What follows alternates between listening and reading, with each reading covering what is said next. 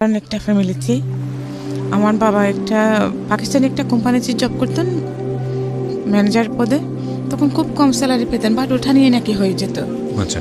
তো আমরা ভাই বোন ছিলাম 6 জন, 2 ভাই 4 বোন। প্রথমে 2 বোন, তারপরে 1 ভাই, তারপরে আমি। তো আমার বয়স যখন 10 মাস, তখন আনপ্রেজেন্টলি আমার ছোট বোনটা দুনিয়াতে এসে যায়। আমার মা বুঝতে পারেনি যে উনি নেক্সট প্রেগনেন্ট হয়েছেন। যখন আমার ছোট বোনটার জন্মের 3য় দিন আমাকে আমার নানু বাড়িতে দিয়ে দেয়। তো আমি আমার নানু বাড়িতে বড় হয়েছি তখন থেকে। তো যতদিন আমার মামা, ছোট মামা, আমার মায়ের আবার 2 ভাই 2 বোন। জি। তো আমার ছোট মামা যতদিন বিয়ে করে নেয় ততদিন আমি সবার আদরেই ছিলাম। মামার আদরে ছিলাম, নানা নানির আদরে ছিলাম।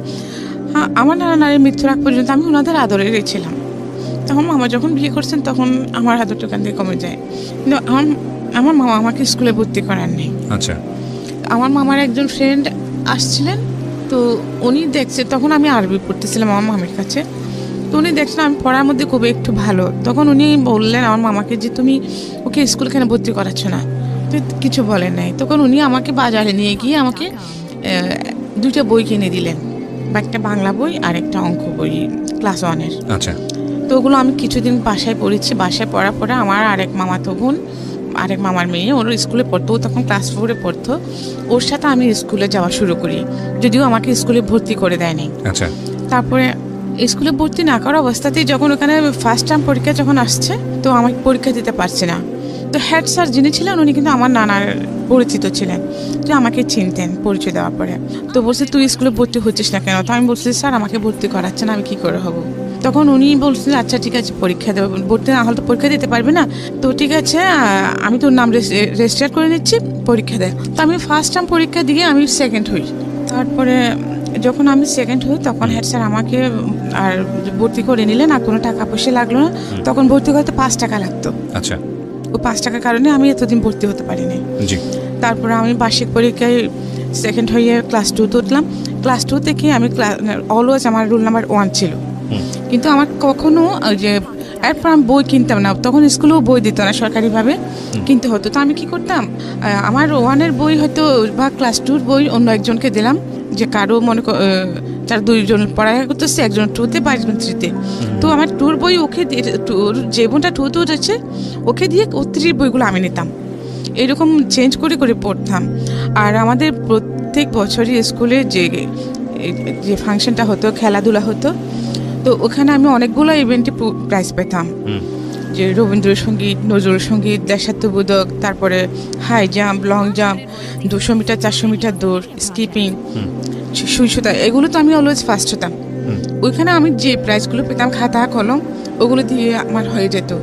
ইভেন বছরের লাস্টে গিয়ে যখন আমি, ওই সময় বাবা কোথায়? আমার বাবা ছিলেন না, আমার 3 বছর বয়সে আমার বাবা মারা গেছেন। মারা গিয়েছিলেন? জি। আচ্ছা।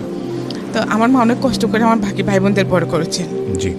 তারপরে ওই বছর লাস্টের দিকে এসে যখন আমি খাতা কলমে ক্রাইসিসে পড়ে যেতাম, তো মাঝে মধ্যে স্কুলে যাওয়ার সময় আমার নানা আমাকে 25 পয়সা 50 পয়সা এরকম দিতেন। তো ওইগুলো আমি জমায় রাখতাম, তখন আমি ওই খাতা কলমগুলো কিনতাম। আবার মাঝে মধ্যে ইউনিসেফ থেকে কতগুলো খাতা দিত, ওইটা পেলেও আমার হয়ে যেত। জি। তো এইভাবে আমি ক্লাস 7-এ আসি। 7 পর্যন্ত উঠে ক্লাস হাই স্কুলে উঠেও আমাকে ভর্তি করায় নাই। এরকম 4-5 মাস স্কুলে না যাওয়ার ফলে, তো হাই স্কুল প্রাইমারি স্কুল একসাথেই ছিল। তখন একদিন মোহাম্মদ আলী স্যার আমরা স্কুলে টিউবওয়েল থেকে পানি নিয়ে আসতাম, পানি খাইতাম। তো আমি সেরকম সকালে একদিন পানির জন্য গেছি, তো হাই স্কুলের হেড স্যার আমাকে দেখেছেন। তো বলছি কি তুমি এখনও ভর্তি হও নাই, স্কুলে আসো না কেন, তুমি তো পড়ালেখায় ভালো। তা আমি বলছি স্যার অ্যাকচুয়ালি আমি ভর্তি হতে পারি নাই। তো বলছি ঠিক আছে তুমি আজকে স্কুল টাইমে আমার সাথে দেখা করো। তো আমি গেলাম স্কুলে, তখন উনি আমাকে বলছে ঠিক আছে তোমার তো বোধহয় আর্থিক সমস্যাটা খুব বেশি। তো উনি আমার বাবা মার কথা জিজ্ঞেস করলেন, তো আমি বলছি স্যার আমার বাবা নেই, আমি নানা বাড়িতে থাকি। তখন উনি আমাকে নিজে স্কুলে ভর্তি করায় নিলেন। আচ্ছা আচ্ছা। ক্লাস 6-এ। তারপরে আমি ক্লাস 6 থেকে, তখন আমি যেহেতু 5 মাস পরে ভর্তি হয়েছি, তো আমার রোল নাম্বার 9 হয়, মেয়েদের মধ্যে সেকেন্ড, ছেলে মেয়ে উভয়ের মধ্যে আমি টপ 10-এর মধ্যে ছিলাম। তো আমি যখন ক্লাস 7-এ পড়ি, সেপ্টেম্বর মাস, তখন জোহরের নামাজ পড়তেছিলাম। ওই সময় আমার মামার সাথে একজন লোক আসেন। আচ্ছা।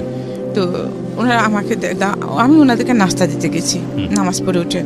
এরপরে তো হ্যাঁ চলে যেরকম মানুষ আসে সবাই চলে গেছে। পরে 2-1 দিন পরে শুনতেছি উনি আমাকে বিয়ে করতে চাচ্ছেন। ওনার বয়স তখন 45 এক্সিট করছে। আচ্ছা আচ্ছা। উনি দুবাই থাকতেন। তো ওনার তখন উনি অলরেডি 5 সন্তানের জনক। ওকে। ওনার 5টা ছেলে মেয়ে, ওনার সেকেন্ড মেয়ে আমার সমবয়সী। হ্যাঁ। তারপরে আমার মামা তখন বেকার ছিলেন। আমার মামা একটা ম্যাচ ফ্যাক্টরিতে চাকরি করতেন। তার আগে ওনার চাকরি চলে যায়, তখন উনি বেকার ছিলেন। তো উনি নাকি আমার মামাকে বলেছেন যে বিদেশে নিয়ে যাবেন, হ্যাঁ আমাকে পড়ালেখা করাবেন। এইসব যখন বলছে মামা আমাকে ওনার সাথে বিয়ে দেওয়ার জন্য রাজি হয়ে গেছেন।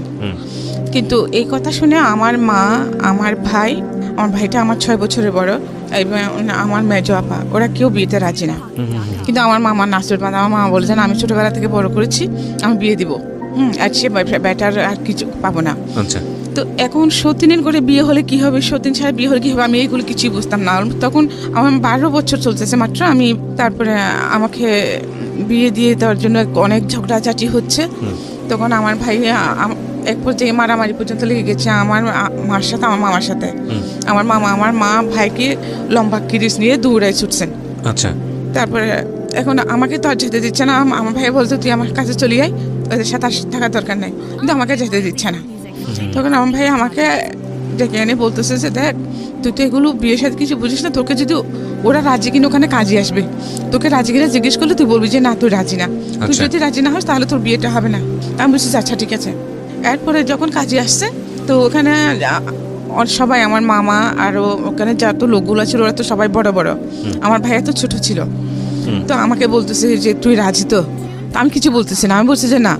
হ্যাঁ, তখন ওরা বলছে যে হ্যাঁ রাজি, মাথা নাড়াই জোর করে আমাকে মাথা নাড়ে। ও কিন্তু কাজই শুনে নাই আমার কথাটা, বলছে যে রাজি, বাস বিয়ে হয়ে গেছে। তারপর বিয়ে পরে ওখানে বিয়ে হয়ে গেল আপনার? হ্যাঁ, ওই লোকের সাথে আমার বিয়ে হয়ে গেছে। ওকে। আপনার ফ্যামিলি জানতো ওনার সম্পর্কে, জানতো যে ওনার আগে একটা বিয়ে আছে এরকম আছে? হ্যাঁ, সবকিছু জানতো। জেনে শুনে আপনাকে এভাবে বিয়ে দিল? জি, জেনে শুনে দিয়েছেন। ওকে। তো এটা কোনো নাকি ফ্যাক্টর না, পুরুষ মানুষের বয়সটা কোনো ফ্যাক্টর না। আচ্ছা, তারপর? তার এগুলো আমি বুঝতামই না। তারপর আমাকে বিয়ে দিয়ে দিয়েছে। বিয়ের পরে ওই লোকের সাথে যখন আমাকে মানে এখন যেটা বাসর বলতেছে, বাসর দিল, তো আমি কিছু বুঝি না। আমাকে ওখানে রুমে ঢুকে দেওয়ার আগে আমার মামি বললো যে উনি যখন রুমে ঢুকবেন তুইকে সালাম করবি। তো উনি যখন রুমে ঢুকে যখন আমার হাত ধরে টানাটানি করছে, আমি দৌড় দিচ্ছি একদিকে, রুমের এক কোনায় চলে গেছি। তারপর দেখি উনি চুপচাপ বসে আছেন। তো হঠাৎ আমার মনে পড়ছে আমার মামি যে আমাকে বলছে ওনাকে সালাম করতে, তা আমি আবার গিয়ে ওনাকে সালাম করছি। ওকে। যদিও আমরা হাসছি, বাট বুঝতেই পারছেন যে কতটা মানে আজকের আমাদের সামাজিক সচেতনতার জায়গা থেকে এই ধরনের ভয়ানক ব্যাপারগুলো চিন্তা করা যায় না। জি, আমি যখন ওনাকে সালাম করেছি তখন উনি আমাকে ধরে ফেলছেন। তো ঠিক আছে, বলছে সমস্যা নাই, তুমি ভয় পেও না, তুমি এমনি শো, তুমি এদিকে ওখানে বসে থাকার পর দাঁড়িয়ে থাকার দরকার নেই, তুমি ঘুমাও, তুমি তোমার মতো ঘুমাও। তো আমি ঠিক আছে, আমি এক পাশে শুয়ে গেছি।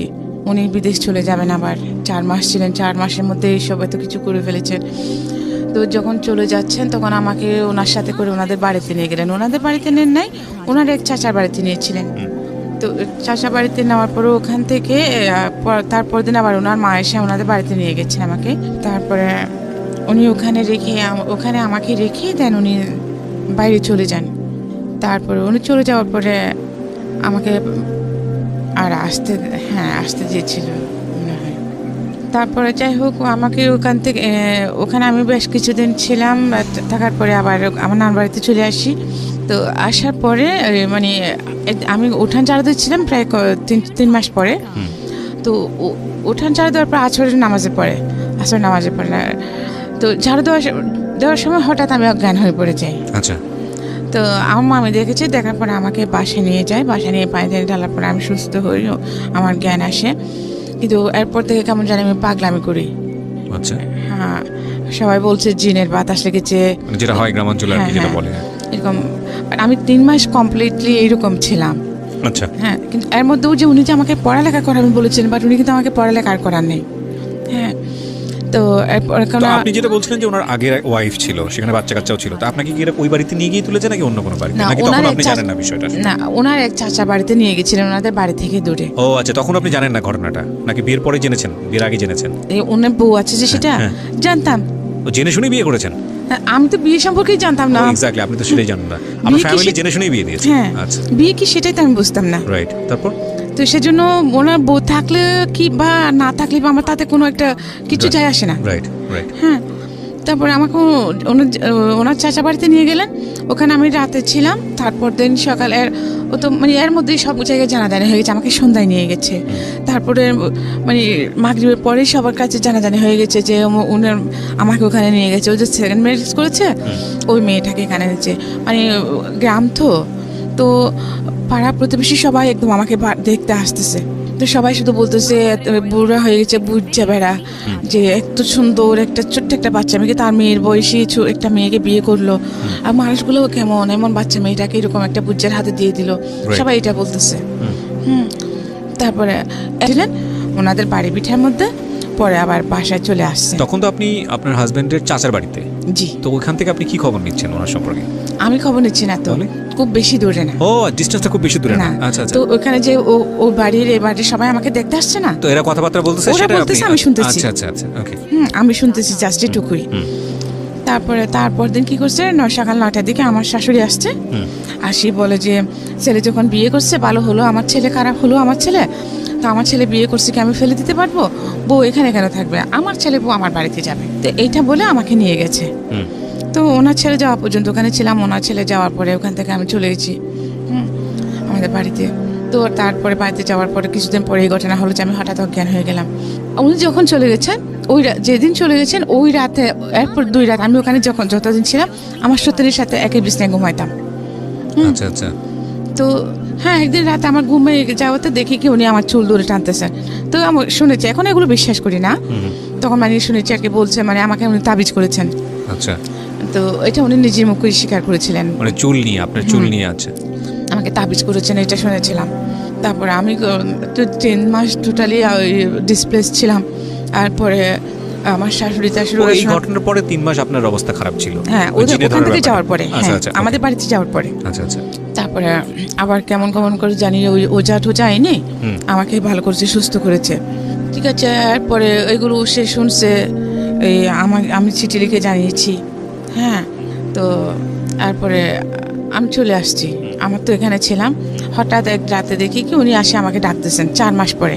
মানে আপনার হাজবেন্ড? হ্যাঁ, উনি বিদেশ যাওয়ার 4 মাস পরে আবার ব্যাক করেছেন। কোন দেশে থাকতো জানি? কোন দেশে? সৌদিতে থাকতেন। সৌদি আরবে। আল-আকসা। আচ্ছা, আল-আকসাতে। হ্যাঁ। তারপরে যখন ডাকছে উঠে দরজা খুলে দিচ্ছি। তারপরে বাড়ির সবাই উঠেছে। তো বলছে যে আমি মানে কালকে আসছি, কালকে চলে এসেছি। তো এরপরে উনি আপ ডাউন করতেন, 2 মাস ছিলেন। 2 মাস পরে যাওয়ার সময় আবার আমাকে ওনাদের বাড়িতে নিয়ে গেলেন। এর মধ্যে কিন্তু আমি ম্যাচিউর হয়ে যাই। তো উনি আমাকে ওনাদের বাড়িতে নিয়ে গেলেন। বাড়িতে নেওয়ার পরেও আমি কিছুদিন ছিলাম। কিছুদিন থাকার পর আমাকে তো উনি ওখানে রেখে চলে যান। পরে বুঝতে পারি যে মানে আমার প্রেগনেন্ট। আপনি কনসিভ করেছেন, এটা বুঝতে পারছেন? কনসিভ করেছি। আচ্ছা, বয়স কত তখন আপনার? আমার 14 বছর বয়স। 14 বছর। 7 বছর বয়সে বিয়ে হওয়ার পরে আপনি 14 বছর বয়সে ওনার সঙ্গে 4 মাসের দেখা, আমি ঠিক বুঝতে পারছি না, মানে এত ছোট গ্যাপটা কিভাবে হয় আসলে? ওনার সাথে আমার বিয়ে হয় তখন আমার 12 বছর 2 মাস। আচ্ছা। হ্যাঁ, তো এরপর উনি অনেকদিন বাড়িতে ছিলেন। থাকার পরে যে ওই যে আমি হাসপাতাল নিল, থাকার পর উনি আবার দেশে বাইরে চলে গেলেন। আপনি বলছেন যে 7 বছর বয়সে আপনাকে দেখতে আসেন, তাহলে ওটা কোনটা? আমি তো ক্লাস 7 এ 7 বছর। ও আচ্ছা আচ্ছা, right right, I am extremely sorry, আপনি তখন ক্লাস 7 এ। আমার নিজেরই ভুল হয়েছে, ঠিক আছে, সমস্যা নেই। আমি ক্লাস 7 এ তখন। ঠিক আছে, একদম ইউ আর পারফেক্ট। রাইট, বলেন তারপর। আমি কিন্তু জানতাম না যে প্রেগনেন্ট হয়েছে এটা, কিন্তু আমার খুব বমি হচ্ছিল, মাথা ঘোরাচ্ছিল। তখন এই আমার চাচি শাশুড়ি বলতেছে আর কি, আমার চাচি শাশুড়ি, আমার বড় যা, ওরা বলতেছে যে ছেলে আসতেছে এগুলো বললো। তার মধ্যে আমার না খুব বেশি জ্বর হয় তখন, যে বমি, মাথা ঘোরানোর সাথে জ্বর হলো, 105 হয়ে যায় জ্বর। তো ওনাদের ওখানে এলাকায় একটা ইমরান ডাক্তার নামে একজন ডাক্তার ছিলেন, ওনাকে এনেছেন। উনি যে পেশেন্টকে দেখেন ওখানে ওনাকে গ্লুকোজ স্যালাইন দিবেন, ওই যে কি ওখানে কি একটা ইঞ্জেকশন দেন, ওটা দিলে মাথা ঘুরায়। ইঞ্জেকশন স্যালাইনটা দিলে ভালো সুস্থ রোগীও অসুস্থ হয়ে যায়, মাথা ঘুরায়। এই কি যেন একটা ইঞ্জেকশন দেন ওখানে। তারপর আর উনি সবাইকে ইয়ে দিতেন, কার্মিলা নামের একটা সিরাপ দিতেন। আচ্ছা, সবাইকে মোটামুটি? হ্যাঁ, সব পেশেন্টকেই। ওকে। তো আমাকেও দেখে আমাকে স্যালাইন দিলেন, ইঞ্জেকশন দিলেন, সিরাপগুলো দিচ্ছেন। তো তো উনি স্যালাইন যখন আমাকে পুশ করে চলে যাচ্ছেন, সবাইকে বলে গেছেন যে মানে স্যালাইনটা শেষ হলে তোমরা, এটা শেষ হতে হতে রাত 11টা বাজবে প্রায়, তোমরা কাইন্ডলি খুলে নিও, তা না হলে রক্ত উঠে যাবে। তো সবাই ওনাকে শিওর করলেন যে হ্যাঁ খুলে নিবে। আমার অনেক দেবর ছিল, হ্যাঁ অনেক দেবর বলতে কি আমার শ্বশুরের 2 বিয়ে করেছে, আবার আমার চাচা শ্বশুরও 2 বিয়ে করেছে। 2 বিয়ে করছে, যেরকম আমার শ্বশুর যখন মারা যান তখন আমার শাশুড়িকে আবার ওনার দেবরে বিয়ে করে। আচ্ছা। তো 2 বউ মিলে অনেকগুলা ছেলে মেয়ে। ওকে। তারপরে যে দেখি কি সবাই খাওয়া দাওয়া করে ঘুমিয়ে গেছে, কিন্তু স্যালাইন করার জন্য কেউ নাই। এটা রাতে যখন শেষ হয়ে গেছে, স্যালাইন শেষ হওয়ার পরে যে অনেকগুলো রক্ত উঠে গেছে, মানে স্যালাইনের রক্ত উঠে গেছে। হ্যাঁ স্যালাইনের রক্ত উঠে গেছে শেষ হয়ে, কিন্তু কেউ আসছে না। আমি সবাইকে ডাকতেছি, কেউ নেই, সবাই ঘুমিয়ে গেছে। তো আমি কি তখন আমার শরীরে কাঁপুনি ছুটে গেছে ভয়ে। তো আমি কি করছি, আস্তে করে টেপটা খুলে কোনো রকমের সুইটা টান দিয়ে খুলে ফেলেছি। সুইটা টান দিয়ে খোলার ফলে পরে এই যে ফিনকি দিয়ে রক্ত বেরোচ্ছে। হ্যাঁ, তো আমি ওইটা জানতাম না যে ওই যে যেখানে পুশ করছে ওই জায়গাটা চিপে ধরতে হবে। আচ্ছা। তারপরেও আমি কি জানি কেন জানি যখন ব্লাড বেরোচ্ছে তখন আমি চেপে ধরেছি, তারপর কিছুক্ষণ পরে ব্লাড বন্ধ হয়ে যায়।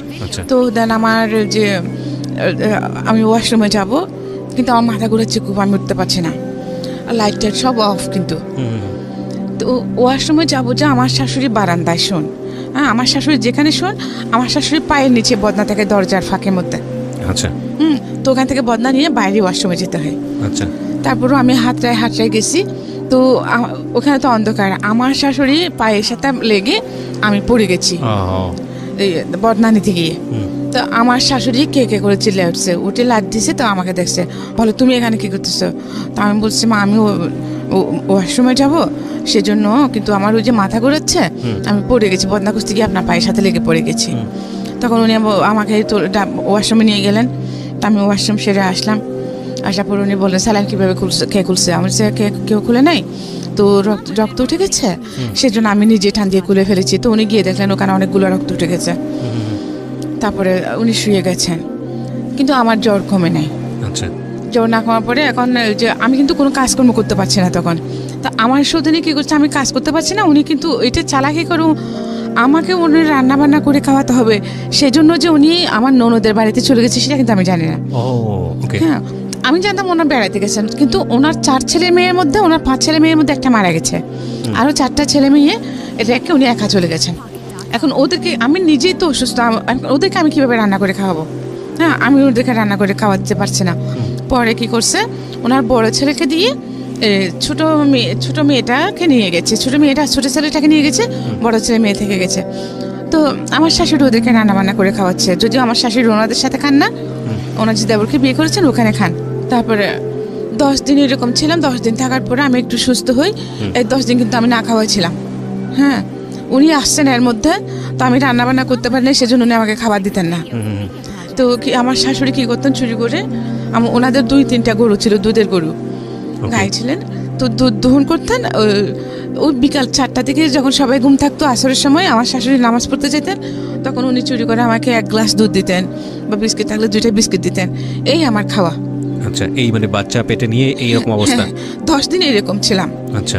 তো 10 দিন পরে আমি 10 দিনের দিন আমি একটু সুস্থ হই।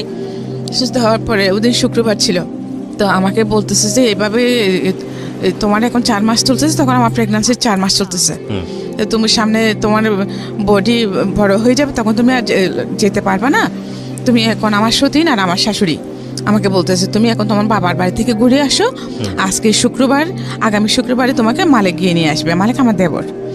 তা আমি বলছি আচ্ছা ঠিক আছে। তো আমি ওই দিন আমাকে ভাত দিবে যে একটা শুকনো একটা লাকড়ি ছিল, বড় ঘাস ছিল, আমাকে বলে যে এটা একটু ফাড়ি দাও কষ্ট করে, তারপরে তুমি গোসল টোসল করে খাওয়া দাওয়া করে নাও, জুমার পরে তুমি চলে যাইও। তো আমি ঠিক আছে, আমি অনেক কষ্ট করে লাকড়িটা অর্ধেক ফেরেছি, লাকড়ি করেছি গাছেটা। তারপরে জোর আজান দিছে, আমি গোসল টোসল করে ভাত খাইলাম, খাওয়ার পর আমাকে পাঠিয়ে দিচ্ছে, 50টা টাকা দিয়েছে। তো বিয়ের সময় আমাকে যে কাপড় চোপড় দিয়েছিল ওগুলো কিছুদিন ওগুলো রেখে দিচ্ছে। আচ্ছা, সোনা গয়না সব রেখে দিচ্ছে। এই আমাকে 2টা শাড়ি, 2টা ব্লাউজ, 2টা পেটিকোট আর একটা পুরনো ব্যাগ দিয়েছে। ব্যাগ দিয়ে আমাকে 50 টাকা দিয়ে মালিকের সাথে পাঠিয়ে দিল। তো আমাকে বলছে আজকে শুক্রবারে যাচ্ছ, আগামী শুক্রবারে মালিক যাবে, তুমি চলে আসিও। তো ঠিক আছে, আমিও চলে গেছি, কিন্তু এয়ারপোর্ট আমাকে আনতে চায় না। 1 শুক্রবার, 2 শুক্রবার, প্রায় মানে তখন আমার প্রায় 8 মাস চলতেছে। তো কি করবো এখন আমি? আমার মামাকে বলতেছি, ওরাও তো গরিব, এখন আমি ওখানে ওরাও আমাকে সহ্য করতে পারছে না। আচ্ছা, হ্যাঁ, যে আমাকে বিয়ে দিয়েছে বড় লোকের কাছে, ওদেরকে শুদ্ধ ক্যারি করবে এটা ভেবে এখন সে আমারই করসপরেন্স দিচ্ছে না। উনি আমাকে চিঠি পাঠাইছেন কি, ও আমি যাওয়ার পরে তুমি আমার মাকে লাথি মেরে চলে এসেছো, হ্যাঁ, তো তোমাকে আমি নিব না। যে মেয়ে আমার মাকে অপমান করে লাথি মেরে চলে আসে, তার আমার বাড়িতে তার কোনো ঠাঁই নেই। সে যদি আমার মা, এটা আপনার জামাই আপনাকে হ্যাঁ, বলছে? আচ্ছা। চিঠি লিখেছে, তখন তো মোবাইল ছিল না। তো উনি আমি 1 মাস পরে চিঠি আসা, 1 মাস আগে একটা চিঠি আপ ডাউন করতে। তো আমি ওনার চিঠি পাই যে তুমি আমার মাকে লাথি মেরে চলে এসেছো, আমার মার সাথে বেয়াদবি করেছো, তো এখন তুমি আমার মার পায়ে ধরে ক্ষমা চাইবে, আমার মা যদি তোমাকে ক্ষমা করে দেন তুমি আমাদের বাড়িতে থাকতে পারবে। হ্যাঁ, তো এখন আমি কিছু বুঝতে পারছি না ব্যাপারটা। আমি ওনাকে কখন লাথি মারলাম? আমি তো এসবের কিছুই জানি না। তখন আমি ওনাকে বললাম যে চিঠি লিখলাম যে আমি তো এসব কিছু জানি, এরকম কিছু হয়নি, আমি অসুস্থ ছিলাম, মাথা ঘুরে পড়ে গেছিলাম ওনার পায়ের সাথে হুচটকে, আমি তো ওনাকে লাথি মারি নাই। তো চিঠি না, আমি ওনাকে ক্যাসেট পাঠালাম, একটা ট্যাপ রেকর্ডারের ক্যাসেট কথা রেকর্ড করে সম্পূর্ণ ঘটনা আমি ওনাকে বলে পাঠালাম। প্রথম ছিল হলো, তারপরে ও তো কোনো খোঁজখবর নেয় না। আল্লাহর রহমতে হয়ে গেছে, ছেলে বড় হচ্ছে আস্তে আস্তে। তো ও কিন্তু আর আসে নাই, মানে আপনার জামাইয়ের খোঁজ নিচ্ছে না? খোঁজ নেয় নাই, টাকা পয়সাও দেয় নাই, এই আসেও নাই, আমার টোটালি কোনো খোঁজ রাখতেছে না। কিন্তু এর মধ্যে আমার মামাও কিন্তু আমাকে ইয়ে করতেছে, হ্যাঁ, ওরা কেউ আমাকে সহ্য করতে পারছে না। তারপরে এখন আমার ছেলেটা যখন 1 বছর হয়ে গেছে, তো ওইখানে ফ্যামিলি প্ল্যানিংয়ে লোক নিচ্ছিল, ক্লাস 8 পাস নিচ্ছে তখন। হ্যাঁ, তো আমার ক্লাসমেটের ভাই কিন্তু ফ্যামিলি প্ল্যানিংয়ের হেড ছিলেন ওখানকার, আমাদের এই থানার। হ্যাঁ, তো আমি ওনাকে গিয়ে ধরলাম, আমার মামাকে জিজ্ঞেস করছি আগে যে মামা ওখানে তো এরকম যে লোক নিচ্ছে, তো আমি তো করতে পারবো, নিম্ন মাধ্যমিক চেয়েছে, তো জাহিদ ভাই যেহেতু ওখানে আছে আমি ওনার সাথে কথা বলি, ওটা আমাকে নেবে কিনা, তো শুধু শুধু বসে থাকি কী করবো। তো আমার মামা বললেন যে আচ্ছা ঠিক আছে যা। তো আমি জাহিদ ভাইকে বললাম যে ভাইয়া আপনি তো আমার সব কিছু জানেন, তো আমি তো পড়ালেখা করতে পারি নাই, তো আপনি আমার জন্য একটু প্লিজ ট্রাই করেন না আমাকে একটুখানি চাকরিতে দেওয়ার জন্য। তো উনি বললেন যে আচ্ছা ঠিক আছে আমি চেষ্টা করব, তো তুমি চকরিয়ে আসো, ওখানে হেড অফিসে যেতে হবে, তো আসো। তো আমার মামাকে বললাম, মামা বললেন যে আচ্ছা ঠিক আছে। তো আমি বোরকা টুকা পরে গেলাম। তো এই ব্যাপারে কয়েকবার আপ ডাউন করছি, হ্যাঁ, আজকে না হয় কালকে হবে, কালকে না হয় খুশি হবে, তো ঘোরাচ্ছে, আমিও ঘুরতেছি।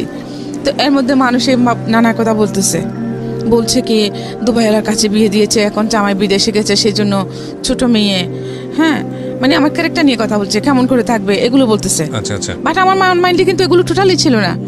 উনিও তো আমার কাছে থাকলেই বা কি না থাকলেই বা কি, এটা আমার কোনো ফরক পড়তো না। আমি ওনাকে মানে লাভ কি জিনিস সেটাও আমি বুঝতাম না, সংসার কি জিনিস সেটাও আমি টোটালি বুঝতাম না। বদনাম করতেছে, আমাকে চলে যেতে বলছে, আমি চলে যাবো, দ্যাটস ইট, আমার ধারণা এটুকুই। তারপরে ঠিক আছে, তখন আমার মামা আমাকে এগুলো নিয়ে টর্চার করতেছে, হ্যাঁ, যে মানুষে খারাপ বলতেছে। তাহলে যে মামা মানুষে খারাপ বলতেছে, মানুষে তো জানে না আমাদের ভিতরে কি হচ্ছে। মানুষে জানে যে আমাকে দুবাই এলাকার কাছে বিয়ে দিয়েছেন, সে অনেক বড় লোক, হ্যাঁ, তো আমি যখন বাইরে যাচ্ছি সবাই তো মনে করবে এটাই, যা ক্যারেক্টারলেস এটাই তো মনে করবে। আর যেহেতু গ্রাম, মানুষের কাজে হচ্ছে বলা, ওরা যে এত দিনের পর যে না খেয়ে থাকছে, ওরা কেউ আমাদের কাছে একবেলা খাওয়া খেয়েছে কিনা জিজ্ঞেস করছে? করে নাই। তাহলে ওদের কথায় আমাদের কি এসে যায়? বলে আমাকে সমাজ নিয়ে থাকতে হবে, এই সমাজ নিয়ে আমাকে মরতে হবে। তাহলে আপনি সমাজ নিয়ে থাকবেন, সমাজ নিয়ে মরবেন। আপনি যদি মরে যান, যখন আপনার লাশে গন্ধ ছুটবে তখন ওরা এমনিতেই দাফন করবে, কারণ গন্ধ কেউ সহ্য করতে পারে না। সমাজ, যে সমাজ আমি খেয়েছি খাই নাই, আমার ভালো মন্দ কোচ করে নাই, আমাকে জোর করে বিয়ে দিচ্ছি, তখন কেউ বাধা দেয় নাই, এখন কেন আমি সেই সমাজের কথা শুনবো? আমি এই সমাজের কথা শুনবো না। তখন আমার মামা আমাকে বার করে, খুব মেরেছেন, মেরে আমাকে বার করে দিলেন, এই বাচ্চা সহ বার করে দিয়েছেন। এখন আমি আমার মার কাছেও যেতে পারছি না। বাচ্চার বয়স কত তখন? বাচ্চার বয়স তখন 1 বছর 10 মাস। তারপর এখন আমি আমার মার কাছেও যেতে পারছি না, কারণ উনি আমাকে ওদের বিরুদ্ধে গিয়ে আমাকে বিয়ে দিয়েছেন। ওখানে গেলে আমার ভাই আমাকে যেতে দিচ্ছে না। হ্যাঁ, তো আমি কোথায় যাবো? আমার মামা এখন ওদের ওনার টাকা পয়সা দিচ্ছেন না, আমার দোষ, এটাও আমার দোষ। আমি চাকরি করতে চাচ্ছি ওনাদেরকে একটু হেল্প করার জন্য, হ্যাঁ, নিজেও একটু ভালো থাকবো, না খেয়ে থাকতেছি দিনের পর দিন। এমন হয়েছে যে আমি লাকড়ি কাটতে গেছি, সারাদিন গাছ কেটে যে কয়মন হয়েছে এগুলো টাকাগুলো দিয়ে সন্ধ্যায় এসে 8টায় না আমরা রুটি বানিয়ে খেয়েছি। তখন আমার মামার প্রেস্টিজে লাগে না সেটা, এখন আমি চাকরি করতে যাচ্ছি সেটা প্রেস্টিজে লাগতেছে, আমাকে বার করে দিয়েছে। তো আমি কি করবো, আমার ভাইয়ের ওখানে যেতে পারছি না। আমি আমার বান্ধবীদের ঘরে ঘরে প্রায় 2 মাস এরকম ছিলাম, আজকে এর করে তো কালকে এর করে, এই বাচ্চা নিয়ে। এই বাচ্চা নিয়ে। তো শেষে ভেবে দেখলাম যে না, এইভাবে তো জীবন যাবে না। হ্যাঁ, আমি কি করব, বাচ্চা নিয়ে কোথায় যাবে, বাচ্চা নিয়ে আমি কোনো কাজও করতে পারবো না। তখন আমার হাতে একটা সিকে 5 ঘড়ি ছিল, বিয়ের সময় দিয়েছিল। এই ঘড়িটা বিক্রি করে একটা রেড কাউ দুধের টিন নিয়েছি, যেটা তখন 65 টাকা ছিল। রেড কাউ দুধের টিনটা নিয়ে একটা হিন্দুর ঘরে আমার মাকে ডেকে এনে আমার ছেলেটাকে দিয়ে দিলাম, দিয়ে বলছে মা তুমি ওকে দেখো, আমি শহরে চলে যাই। হ্যাঁ, এখানে আর কি বা করবো, দিকে ওখানে গার্মেন্টসে বলো মানুষের চাকরি করে, গার্মেন্টসে চাকরি করবো। আমাদের এলাকার একটা ছেলে বলেছিল এটা। মা বলেছে ঠিক আছে। আমি আমাকে দিয়ে কান্না করে করে শহরে চলে আসুন এর সাথে। ওই ছেলেটার সঙ্গে? হ্যাঁ, পাড়া তো চাচাতো ভাই লাগে। আচ্ছা। তো উনি এনে আমাকে লাল দিঘির পাড়ে হোটেল আলফা তাদের তুললেন। আচ্ছা। তো বলছে যে এখন তো সাদেখান আমার কোনো আত্মীয় স্বজনও নাই, তো তোকে নিয়ে আমি কোথায় থাকবো। আর ওই কক্সবাজার থেকে চিটাগাংয়ে আসলেন? হ্যাঁ। তো যে কদিন, বাচ্চাটা আপনার মায়ের কাছে? হ্যাঁ, আচ্ছা। যে কদিন চাকরি না হয়, চাকরি তো আসার সাথে সাথে হয় না, খুঁজতে হবে। তো চাকরি যে কদিন না হয় আমরা এখানে থাকি। তো ঠিক আছে থাকলাম। তো রাতে দেখি উনি আমাকে ফোর্স করছেন ওনার সাথে ফিজিক্যাল হওয়ার জন্য। হ্যাঁ, তা আমি বলছি যে না, আমি আর এরকম করবো না, আপনি যদি আমাকে জোর করেন আমি চিৎকার দেবো। হ্যাঁ, তো উনি কিছু করতে করেন নাই। সকালে উঠে উনি নাস্তার জন্য যাচ্ছেন বলে আমাকে হোটেলে ফেলে উনি চলে গেছেন। হোটেলে ফেলে চলে গেছে? হোটেল 2 তলায়।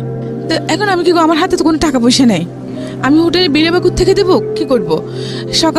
সকাল 8টার সময় উনি বেরিয়ে গেছেন, 10টা বাজলো, 12টা, 1টা, 3টা বেজে, 2টা বেজে গেছে, কোনো খবর নাই। তারপরে আমার প্রচণ্ড ওরকম ক্ষুধা লাগছে, তা আমি ওইটারকে ওখানে হোটেল বয় আছে না, ওদেরকে বললাম যে কি কোনো খাবার পাবো কিনা। বলে টাকা দিলে না নাস্তা এনে দিতে পারবো, কারণ আমার কাছে তো টাকা নেই। বলে আপনার ভাই ছিল না ওখানে, আপনার ভাই এটা কোথায় গেছে। আমি উনি সকালে গেছেন, যে আসেন নাই। আমি কিন্তু এই শহরের পরিবেশ, গ্রামের পরিবেশ, এত পলিটিক্স এগুলো কিছু জানি না, বুঝি না। হ্যাঁ, তখন এই আমি বেরিয়ে হাঁটতেছি রুম থেকে বেরিয়ে, তো ম্যানেজার ছিলেন, ম্যানেজার আমাকে ডাকলেন। হ্যাঁ, বলেছে কি আপনার কেউ না এখানে। আমি বলছি আমার ভাই ছিল, সকালে গেছে, উনি আর এখন আসেন নাই। বলে উনি আসবেন না? আমি বলছি জানি না। হ্যাঁ, বলে কেন, কি হয়েছে? তো আমি চুপ করে আছি। তো উনি কি ইমেজ করছেন আমি সেটা জানি না। তা আমাকে বললেন যে দেখেন আমি আপনার বড় ভাইয়ের মতো, আপনি আমাকে নির্ভয়ে বলেন কি হয়েছে। তখন আমি ওনাকে বললাম যে এরকম ব্যাপার, যে আমি এই জন্য কারণে চিটং এসেছি। তো উনি আমার সাথে এরকম বিহেভ করতে চেয়েছেন, করতে পারেন। এখন সকাল উনি নাস্তার কথা বলে চলে গেছেন, এখনও আর আসেন নাই। তখন বলছে এটা তো মহাবিপদ, আপনি হোটেলে বিল কীভাবে দিবেন? হ্যাঁ, আর আপনি যাবেন এবার কোথায়? আমি জানি না, আমি এখানে কিছু চিনি না, আমি লাইফে ফার্স্ট এসেছি। তো তখন ওইখানে যে লাল দিঘিতে একটা খেলা হচ্ছিল, যে পুকুরের মধ্যে লাল দিঘিতে একটা লোক ডুব দিয়ে উনি ওখানে পানির ভিতরে সব কিছু খাওয়া দাওয়া করবেন। মানে 22-20-23 ঘন্টা থাকতে পারেন, এইরকম। নামটা ভুলে গেছি, এই মুহূর্তে মনে আসছে না এখন। হ্যাঁ, তো ওই খেলাটা হচ্ছিল, ওখানে প্রচুর মানুষ। তো ওখানে আমরাও 3 তলায় উঠে বারান্দা থেকে এগুলো দেখতেছি। আমিও ওখানে আরেকটা ফ্যামিলি ছিল, ওটা মানে লোহাগাড়া থেকে আসছে। তো ওনার হাজব্যান্ড ওয়াইফ, ওনার হাজব্যান্ডের কিডনির সমস্যা, ওর জন্য উনি ডাক্তার দেখাতে আসছেন। ওখান থেকে ওনাকে ঢাকা নিয়ে যাবেন পিজি হাসপাতালে। তো ওনার ছেলে মেয়ে আছে। তো কথাবার্তা একসাথে যখন আমরা বারান্দায় খেলা দেখতেছি, তো উনি আমাকে জিজ্ঞেস করছেন আমি কোত্থেকে আসছি না আসছি। তা আমি বললাম ওনাকে। হ্যাঁ, উনি ছিলেন দাঁতের ডাক্তার।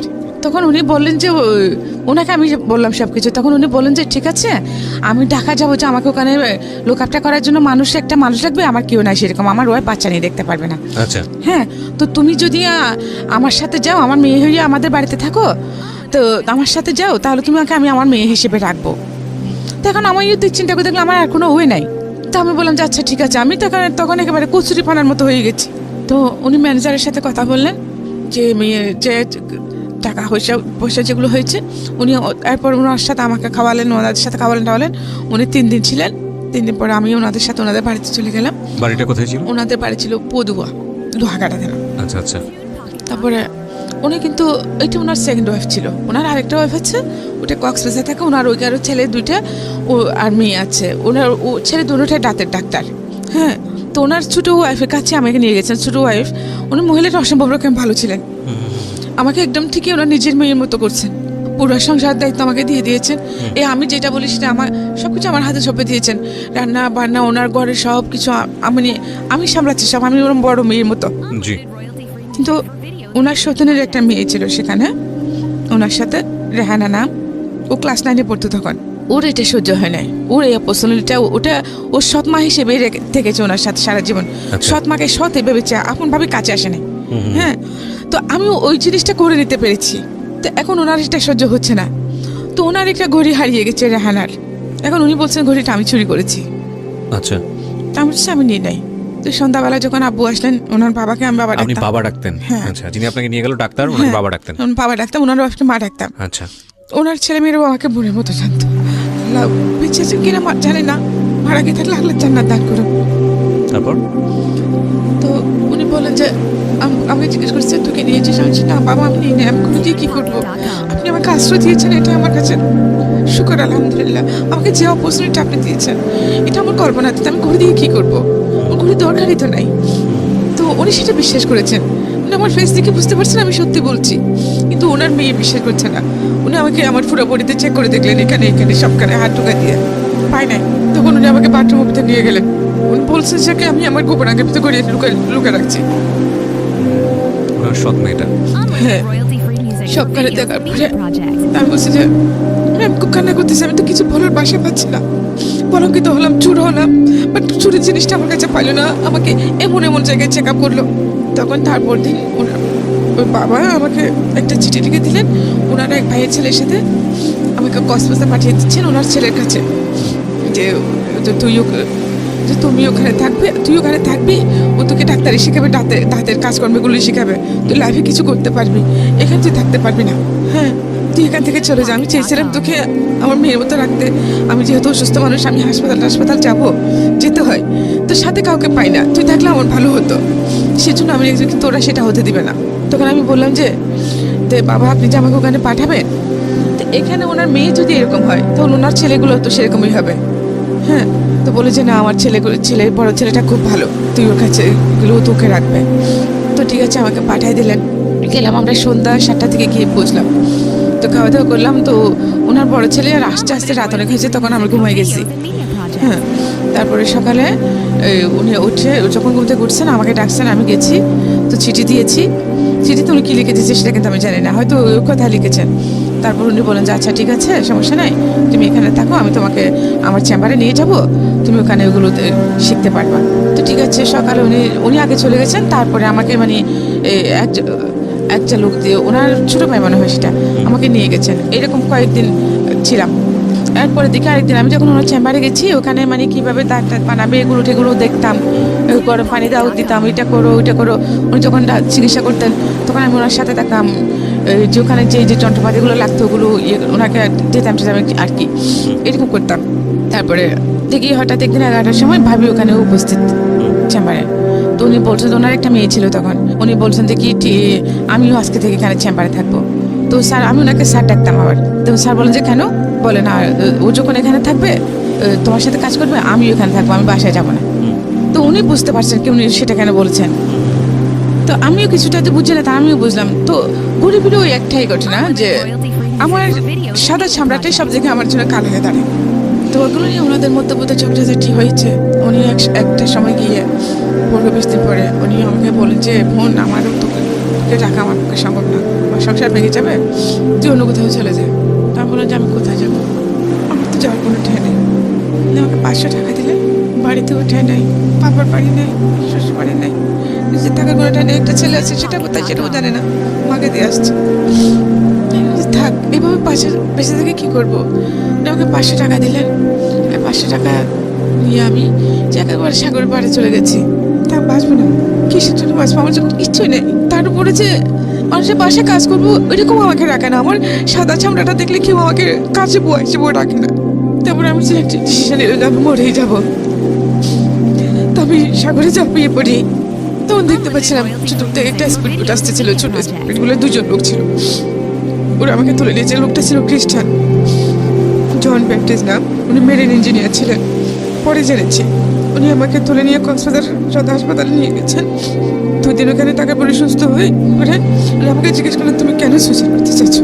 আমি বলছি আমি বেঁচে দেখি এবার কী করবো, আমি কী হয় দুনিয়াতে, যেখানেই যাই সেখানেই আমার জন্য বাধা, কীভাবে বাঁচবো আমি? তখন উনি বললেন যে তুমি কি আমার কথা শুনবা? বলছি কি শুনবো, সবাই তো আস্তে আস্তে যে যেটা বলে সেটা করি, ফলাফল তো সে চিরই, আর কি শুনবো।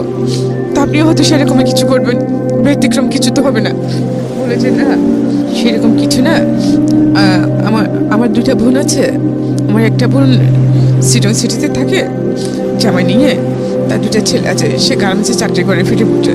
তুমি যদি আমার সাথে আমাদের বাড়িতে চলে যাও, আমার দুই বোন তো ওনার কাছে কাছে বহুত দৌড়াচ্ছিস কেন? আমার ওখান থেকে একটা লোক ছিল, ওই লোকটাকে আমি স্যান্ডেল দেখাইছিলাম, কারণ আমি ওনাকে দেখে ভয় পেয়েছি সেজন্য।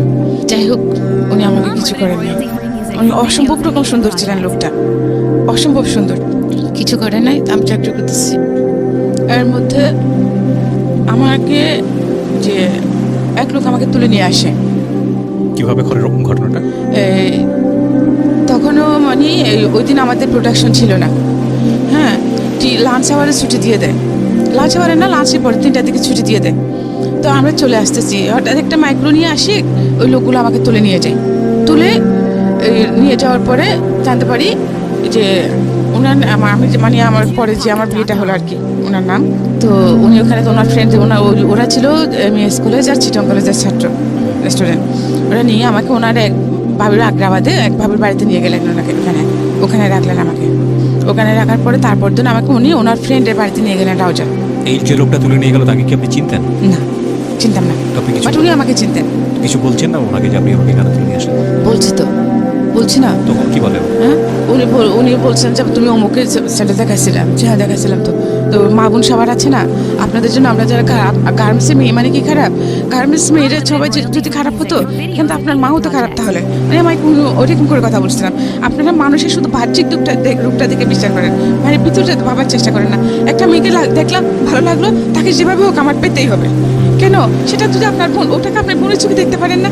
তা আমার যে আপনি জানেন আমার জীবনে কত কষ্ট আছে, কত যন্ত্রণা আছে। হ্যাঁ, আমি তো ছোট্ট বয়স, আমার একটা বাচ্চা আছে। আমি সারাদিন কাজ করি, ভালো থাকি, সারা রাত আমি ঘুমাতে পারি না, আমি আমার বাচ্চার জন্য কান্না করি।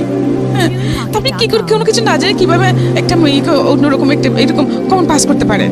আপনার বোনকে কেউ করলে তখন আপনার কেমন লাগবে? তখন ওর মধ্যে কী হয়েছে, তোমার বাচ্চা আছে মানে কি পিচ্ছি মেয়ে, তোমার কি বাচ্চা?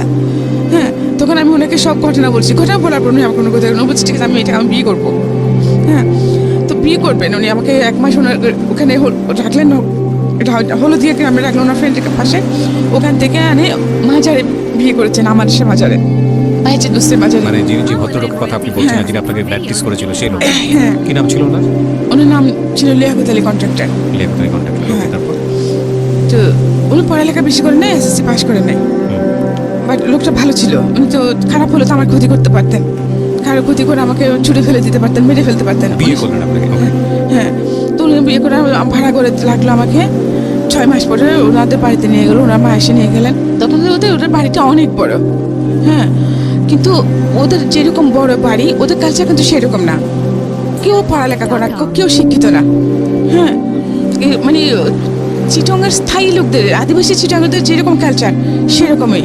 আচ্ছা, বিহেভ কোনো কিছু ঠিক নেই। আচ্ছা ঠিক আছে, আমাকে নিয়ে গেছে, আমি থাকতেছি। পরে করে জানতে পারলাম যে দেখি কি যে আমার শাশুড়ি নাকি আমার হাজবেন্ডের জন্য 8টা কেস করেছে। মানে মা হয়ে সন্তানের জন্য 8টা কেস? ও সব সম্পত্তি নিয়ে। তো আমার বিয়ের পরেও মানে তখন 3টে, যখন আমাকে বিয়ে করতেছে তখন 3টা কেসের রায় হয়েছে। উনি খালাস পেয়েছেন, উনি দোষী না। আচ্ছা, তার বিয়ের পরে আর বাকি 5টা হয়েছে। তো যাই হোক, ওখানে আমি সংসার করতেছি, কিন্তু আমার শাশুড়ি আমাকে টোটালি সহ্য করতে পারেন না। হ্যাঁ, আমি গরিবের মেয়ে, আমাকে বিয়ে করে ওনার ছেলে কিছু পাই নাই। হ্যাঁ, সেজন্য উনি আমাকে খুব টর্চার করতেন, আমার শাশুড়ি। এমন অবস্থা হয়েছে যে আমি করে সব কাজকর্ম করলাম। ওনার 8টা মেয়ে, 2টা মেয়ে বিয়ে হয়েছে, বাকি সবগুলো ছোটো ছোটো। তো ওদের পায়খানা প্রস্রাব সব আমি পরিষ্কার করতে, খাবার মানে আমার বাচ্চার মতো আমি বড় করেছি ওদেরকে। ওরা কিন্তু আমার গায়ে হাত তুলতে দিতে করেনি। তো পরবর্তীতে দেখি কি যে এই অবস্থার মধ্যে আমার ছেলেটা হলো সেকেন্ড ছেলে, ওখানে বড় 93 নম্বর 26 তারিখ আমার ছেলে হলো। ভালো ছিলাম, ছেলে 2 বয়স, যখন 2 বছর তখন উনি আরেকটা বিয়ে করলেন। মানে আপনি ওনার ফার্স্ট ওয়াইফ ছিলেন? জি। আচ্ছা, বিয়ে করছেন যে মানে এটা ওনার বড়ুয়া ছিল। ওনার ওই মহিলারও আগে বিয়ে হয়েছিল, আগে করে ওনার ছেলে আছে। তো উনি পড়ালেখা জানতেন না। এখানে মানে সবাই বলতে শুনেছি মহিলাটা ভালো ছিলেন না। তো ওই রকম মধ্যে ওকে উনিও মানে ওনার কয়েকজন ফ্রেন্ড নিয়ে মেয়েটাকে এনেছে। তারপরে ওনার ভালো লেগে গেছে, ওনাকে বিয়ে না করে ওভাবে রেখে দিয়েছে। মানে আলটিমেটলি আপনার মতোই কিছুটা কেস? হ্যাঁ, তো ওনাকে বিয়ে করে না, বিয়ে না করে মানে ওখানে আরেক জায়গায় ভাড়া করে নিয়ে রেখে দিয়েছে। ওখানে ওনার আরেকটা ছেলে হয়। তো যাক 2 বছর এখানে ওরকম রাখার পরে ওনার মানে একেবারেই উনি ফকির হয়ে যান, কোনো কাজকর্ম করেন নাই, জমানো যা ছিল সব গিয়েছে সব। তারপরে বলতেছে মানে এখন আমি কি করবো? তো আমি বলছি ঠিক আছে, ভালো হোক বা খারাপ হোক, তুমি তো আমার সব কিছু। তো আমি সেলাই কাজ করতাম তখন, আমার একটা সেলাই মেশিন ছিল, ওটা বিক্রি করে ওদের ওখানকার বাসা ভাড়াটা দিয়ে বাড়িতে চলে আসে। তারপরে আমার নতুন অধ্যায় শুরু হলো আমার লাইফে। আমি ভাবছিলাম কি, তা আমি ওর সাথে সতীনের মতো থাকবো না, আমি মানে বান্ধবীর মতো থাকবো, বোনের মতো থাকবো। তা আমি সারাদিন কাজকর্ম সব করতাম, ও কোনো কাজ করতাম না। ও সন্ধ্যাবেলা ওই আমার স্বামী আসলে যে আমার কিন্তু প্রচুর ড্রিঙ্ক করতো, আপনার হাজবেন্ড ড্রিঙ্ক করতে প্রচুর প্রচুর ড্রিঙ্ক করতেন। তো ওকে বলতেন, আমি ওকে গালি দিয়েছি, এই করছি সেই করছি, পরে আসে উনি আমাকে মারতেন। তারপরে এইভাবে এক সময় যে আমার বড় মেয়েটা পেটে আসলো। তারপরে বড় মেয়ে হওয়ার পরে যে উনি কমপ্লিটলি আমার সাথে সব সম্পর্ক ছিন্ন করে ফেলেন। আমরা একে ঘরে থাকি কিন্তু কেউ কারোর দিকে তাকায় না, উনি আমাকে দেখলে চোখ নিচু করে ফেলেন, আমার সাথে কোনো সম্পর্ক নেই। এইভাবে দেখার পর আমার বইয়ের বয়স যখন 2 বছর হলো, 2 বছর পড়ছে, তখন আমার সতীন কী করছে, একদিন আমার সতীনের ফুফু মা আবার ওনার 2 ভাই এখানে ওই বাড়িতে থাকতেন আমাদের সাথে। ওরা সবাই মিলে আমাকে সকাল 10টায় বের করে দিয়েছে। আমার ছেলে মেয়ে 2টা নিয়ে, 2টা শাড়ি, একটা টাওয়েল, আমার ছেলে একটা মশারি, আর আমার ছেলের মেয়ের কয়েকটা কাপড় নিয়ে একটা কালো ব্যাগের মধ্যে দিয়ে 150 টাকা দিয়ে আমাকে বার করে দিচ্ছে। আমার হাজবেন্ড এখন বসা ছিল সকাল 10টায়। তো বলতেছে, তো আমি যখন ওকে বলছি, ও বলছে যে চলে যাক, বার করে দে, আমার আধা কেজি চাল বাঁচবে। ঠিক আছে, চলে গেছি। কোথায় যাবো সেটা জানি না। তারপরে আমার সতীন ভাই আমাকে একটা সিএনজি এনে গাড়িতে তুলে দিল।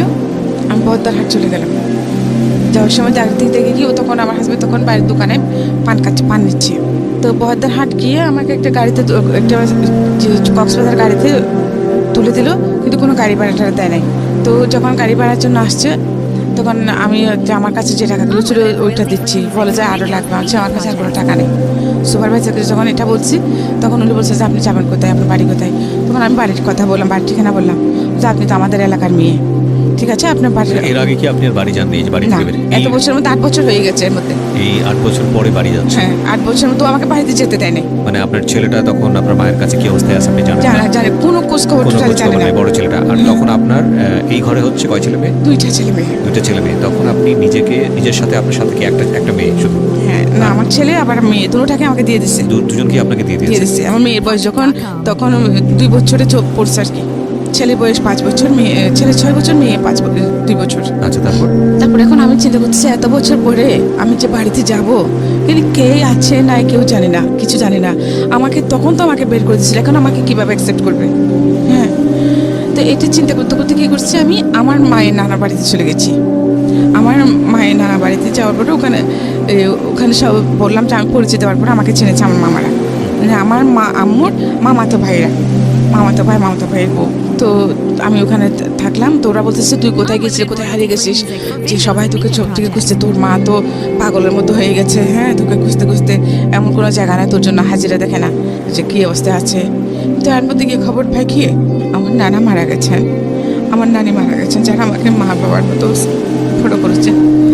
আমার মামা 2ও মারা গেছেন, আমার মামাতো ভাই মারা গেছেন, আমার চাচা ছিলেন উনি মারা গেছেন, আমার 2টা ফুফু ছিল, 2 ফুফুই মারা গেছেন এই 8 বছরের মধ্যে। শুধু আমার মা ছিল। সবচেয়ে বলা বলে আমার মামি কি করছে, আমার মামাতো ভাইটাকে আমাদের বাড়িতে পাঠিয়েছে। যে দেশের পরিস্থিতি কীরকম আমি সেটা তো জানি না। তারপরে ওনার ছেলেকে পাঠালেন যে আমার মাকে যেন চুপু চুপু বলে আমি আসছি। তারপরে বিকেলে আমার মা ওর সাথে চলে আসছে, আমার মামাতো ভাইটার সাথে চলে এসেছে, সাথে আমার ছেলেও ছিল। এই ফার্স্ট আমার ছেলেকে দেখলাম, মানে তখনকার যে ফিলিংসটা, সমস্ত কষ্ট আমি ভুলে গেছি। আমার কোনো কষ্ট ছিল না তখন, যখন আমি আমার ছেলেটাকে দেখছি। আমি আমার ছেলেকে ছড়াই ধরে বড় হয়েছে, মাশাআল্লাহ, স্বাস্থ্য ভালো, মোটামুটি ভালোই আছে। 8 বছর পরে মাকে দেখলাম, ছেলেকে দেখলাম। ওর দিন আমার মা ওখানে ছিল, তারপর দিন আমার মা আমার ছেলেকে নিয়ে চলে এসেছিল, আসতে চাচ্ছিল না। তো আমি বলে যে চলে যাই, হ্যাঁ আগে ওদিকে দেখি পরিস্থিতি কীরকম, কী করি, তারপরে তো মাকে নিয়ে আসবো। হ্যাঁ ঠিক আছে, চলে গেছে। তো আমাকে বলেছে, মা যদি আমাকে ওখানে নিতে না পারো, হ্যাঁ তাহলে আমি কি করব? তো আমার মামা বলে যে চিন্তা করিস না আসলেন। তারপর সাথে আমাকে আরও একজন মহিলা দিলেন সিনিয়র। তো ওনার সাথে সাথে আমি ফিল্ডে যেতাম কাজ করার জন্য। তো এরকম করতে করতে আমি কয়েকটা পলিসি করি, কয়েকটি বিমা করি, কয়েকটা মানুষকে বিমা করাই। তো করার পরে ওখানে থেকে আমি কিছু টাকা পয়সা পাই। টাকা পয়সা পাওয়ার পরে কয়েকটা বিমা করে না, 1 লাখ টাকা বিমা করালে আমি ওখানে 7-8 হাজার টাকা পাইতাম। তো আমি একসাথে কয়েকটা যখন বিমা করে আমি বেশ কিছু টাকা পাই। তো ওই টাকাগুলো দিয়ে আমি কি করলাম, আমার মাকে একটা 2 রুম করে একটা টিনের ঘর করে দিলাম। আচ্ছা, টিনের ঘর করে দিলাম। ঘর করে তারপর আমার মাকে নিয়ে আমি এখানে থাকতেছি। থাকার পরে কিন্তু এখানে যে আমি একটু এমনিতে তো খুব সুন্দরী ছিলাম, তারপরে একটু যে স্টাইলিশ চলাফেরা করতাম। তো এটা কিন্তু তখনও পর্যন্ত আমাদের সমাজ অ্যাকসেপ্ট করতেছে না। এমনি সবাই যে আমাদের এলাকার ওইখানে কিন্তু ম্যাক্সিমাম মানুষ শিক্ষিত, পড়ালেখা করে, সবাই খুবই কিন্তু মোটামুটি যে স্টাইলিশ চলাফেরা করে। বাট আমারটা অ্যাকসেপ্টে বললাম, যেহেতু আমি গরিবের মেয়ে। তারপরে ওখানে সবাই বলতেছে যে আমার মামাতো ভাইরা, আমার ভাইরা, চাচাতো ভাইরা, যে তুমি এখানে আসলে থাকতে পারবে না, তুমি একটা কাজ করো, তুমি সিটিতেই চলে যাও। তো পরে ভাবলাম যে আচ্ছা ঠিক আছে। তখন আমি কী করলাম যে আমার মাকে তো ঘর একটা করে দিয়েছি। তো আমি কিছু টাকা পয়সা জমিয়ে ওগুলো নিয়ে তা আমি সিটিতে চলে আসি। আসলে আমি সিটিতে আসার পিছনে আরেকটা কারণ ছিল, আমি সিটিতে আসতাম না। সবচেয়ে বড় কারণ যেটা ছিল সেটা হচ্ছে কি, আমি এরকম এই যে ইন্স্যুরেন্সের কাজ করি, এর পলিসি আনতে গিয়ে এক জায়গায় একটা রাতে মানে আমাদের ব্রাঞ্চ ম্যানেজারের সাথে গিয়েছিলাম। তো ওখানে যে জায়গায় আমাকে নিয়ে গিয়েছিল, ওখানে আমাদের 2জন ব্রাঞ্চ ম্যানেজার ছিলেন। তো ওর সাথে আমিও ছিলাম, আমাকে নিয়ে গেছিলো, পলিসিটা আমারই ছিল। তো ওই রাতে আমি ওখানে লেফট হই। ওদের এলাকাটা ওদেরই ছিল। তো যে কারণে আমি এটা আমাদের এখানে প্রেসিডেন্টকে বিচার দিয়েছি, কিন্তু কিছুই হয় নাই। আচ্ছা, তো কেস কাস্টাডি করেননি, মামলা করেননি? না। তো এখন মামলা তো করবো যে আমার যেহেতু বাচ্চা কাচ্চা আছে, আমার ওখানে এমনিতে ওখানে পরিস্থিতি তো সেরকম ছিল না, তখন আরো বেশি খারাপ হয়ে যাবে। আজকের মতো পরিস্থিতি ছিল না, এখনকার মতো পরিস্থিতি তখন ছিল না। তো এই জন্য আমি আর মামলা করি নাই। আর যেহেতু আমি যাকে দৌড়াবো তার পিছনে তো আমাকেও দৌড়তে হবে, তো ওই দৌড়ানোর সময় তো আমার ছিল না। তো এইসব কিছু চিন্তা করে তা কিছু করি নাই। কিন্তু উনি আমাকে বলেন যে কেন আমাদের হেড অফিসের যে প্রেসিডেন্ট চেয়ারম্যান, ওনাকে বিচার দিতে।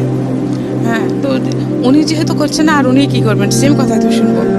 সেই জন্য আমি ওখানকার চাকরি ছেড়ে সিটিতে চলে আসি। টাকা পয়সা যা ছিল আমার মাকে একটা ঘর বেঁধে দিলাম, বাচ্চাদের জন্য দিয়ে কিছু, বাকি কিছু নিয়ে আমি এখানে চলে আসলাম। তো এখানে আসলাম, এখানে একটা সেলাইয়ের উপর কোর্স, গার্মেন্টসের আইটেমের উপরে একটা কোর্স করলাম, যে AFRLs-এর মধ্যে। তারপরে চাকরি করবো আর কি। কোর্সটা শেষ 3 মাসের কোর্স। তো উনি বললেন যে আপনি এখানে কোর্সটা শেষ করলে আমরা আপনাকে ভালো জব দেবো গার্মেন্টসে, যেহেতু আমার পড়ালেখাও তেমন নেই। তো ঠিক আছে করতেছি। তো ওইখান থেকে আবার বাড়ি যাওয়ার পথে এক ভদ্রলোকের সাথে আমার পরিচয় হয়। ওনারাও তখন কক্সবাজার যাচ্ছিলেন। তো মানে আমি টিকিট নিতে গেছি। তো এখন মহিলা বলে ওরা আমার কথা শুনতেছে না, মানে ছেলেদেরকে পুরুষদেরকে সব আগে দিচ্ছে। ওনারা 4 জন ছিলেন। তখন আমি বললাম যে ভাইয়া আমাকে একটা টিকিট নিয়ে দেন, আমি অনেক যাবো দাঁড়িয়ে আছি, বাট উনি আমার কথা শুনতেছেন না, বদ্দার হাট। তারপরে উনি আমাকে ওই টিকিট নিয়ে দিলেন এবং ওনারা 4 জনের জন্য সার্সি নিয়েছেন, আর পিছনের সিটটা আমার জন্য নিয়েছেন। তো কী করছেন, এখন আমার পাশে আরেকটা লোক বসছে। তো আমি এখানে তো শেষ আমি ওনাকে বললাম যে, উনি ওটা বুঝতে পারছেন যে আমি আনইজি ফিল করছিলাম। তো উনি বললেন যে আপনি যদি আনইজি ফিল করেন আমি কি ওদিকে আসবো? আমি বলছি যে হ্যাঁ আসেন। ওনার সাথে কথাবার্তা বলে একটু পরিচয় হয়েছে ওনাদের সাথে। তো আমি বলছি ঠিক আছে আপনি আসেন। তখন ওই ভদ্রলোকের তুলে দিয়ে উনি আসি বসতেন ওখানে। তো ওনার সাথে পরিচয়, তারপরে মাঝখানে গাড়ি বিরতি নিল, ওখানে খাইতে নামলাম। ওনারা বলেন মানে আমি সত্য খাবো। নেমেছি, যে রেস্টুরেন্টে আমরা খেতে ঢুকেছি ওখানে আমার বড় আপার দেবর ছিল একটা। আচ্ছা। তো উনি আমাকে যখন দেখছেন, তো উনি খেয়ে উঠেছেন।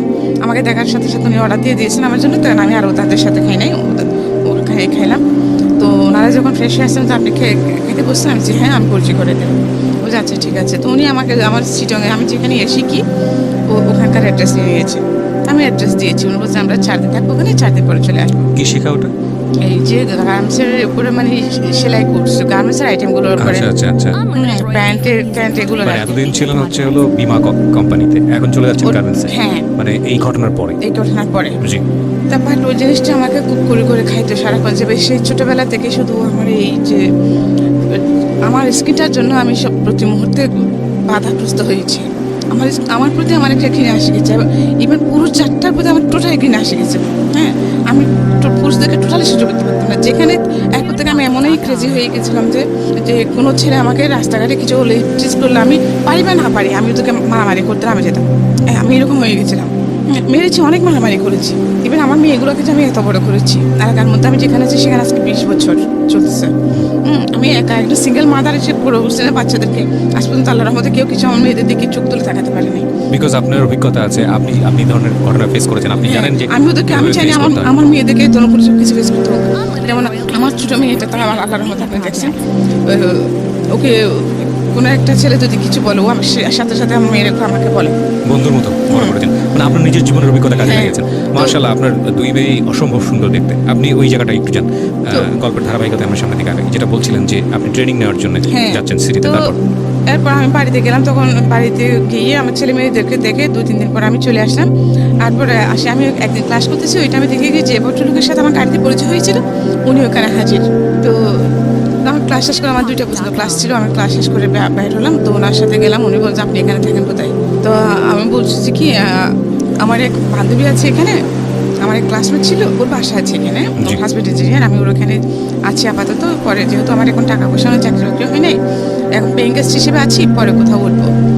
তো কেন জানি না, একবার মানে ওনার সাথে মাঝে মধ্যে প্রায় সময় দেখা সাক্ষাৎ হতো।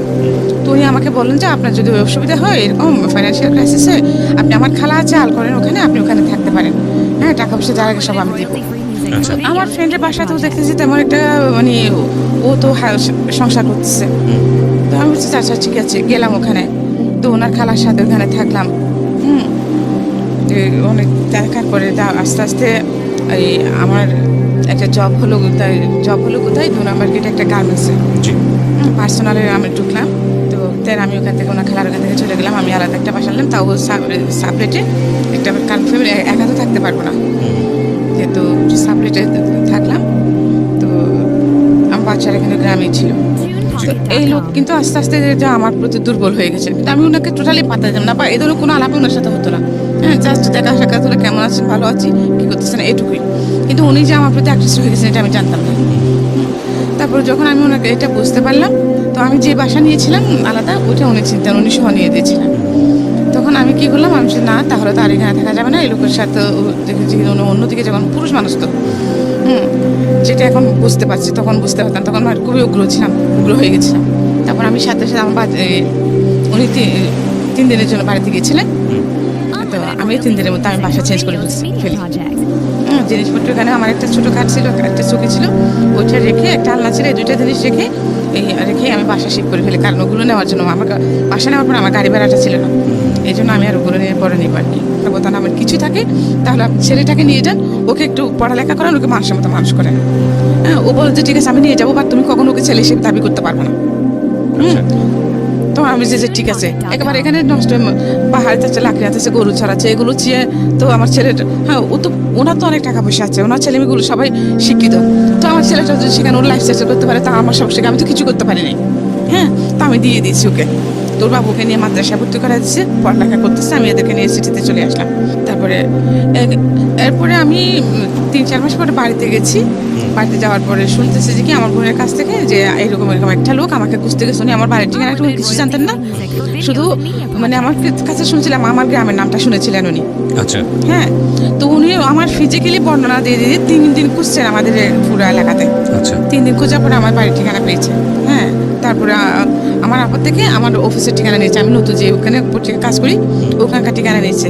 ওখানে উনি সিটিতে এসে ওখানে আমার অফিসে গেছেন। উনি যখন সিটিতে আসছে তখন কিন্তু আমি বাড়িতে গেছি। আচ্ছা, বাচ্চাদেরকে রেখে আসতে গেছি। এখানে কি একটা আমার কোথাও একটা দূরের একটা প্রোগ্রাম ছিল আমার পত্রিকার কাজে, তো আমি একা ওদেরকে সিকিউর ফিল করছিলাম না, সেজন্য বাড়িতে রেখে আসতে গেছি আমার মার কাছে, আবার নিয়ে আসবো। তারপরে তখন শুনছি আর কি, তারপরে উনি অফিস থেকে আমার বাসার ঠিকানা নিয়েছেন। বাসায় এসে খুঁজে গেছেন। আমি যখন বাসায় এসেছি, জমিদার খালা আমাকে বললেন, বাড়ি খালা আমাকে বললেন যে তোকে এরকম একটা লোক খুঁজতে আসছিল, তো চিনিস নাকি? আমি হচ্ছে এইরকম নাম, আমার একজন লোককে চিনতাম, আবার ওনার সাথে আমার তেমন কোনো একটা ইয়ে নেই, আবার আসলে আমি নাই বলি। তারপরে কয়েকদিন পরে আমি মানে অফিস থেকে যাচ্ছি, ওই সময় উনি দেখি আমার বাসার গলি থেকে বেরোচ্ছেন। আচ্ছা তো সামনাসামনি দেখা হয়ে গেছে, এখন আর আমি এড়িয়ে যেতে পারি নাই। এরপর থেকে এইভাবে মধ্যে মানে 6 মাস চলে গেছে।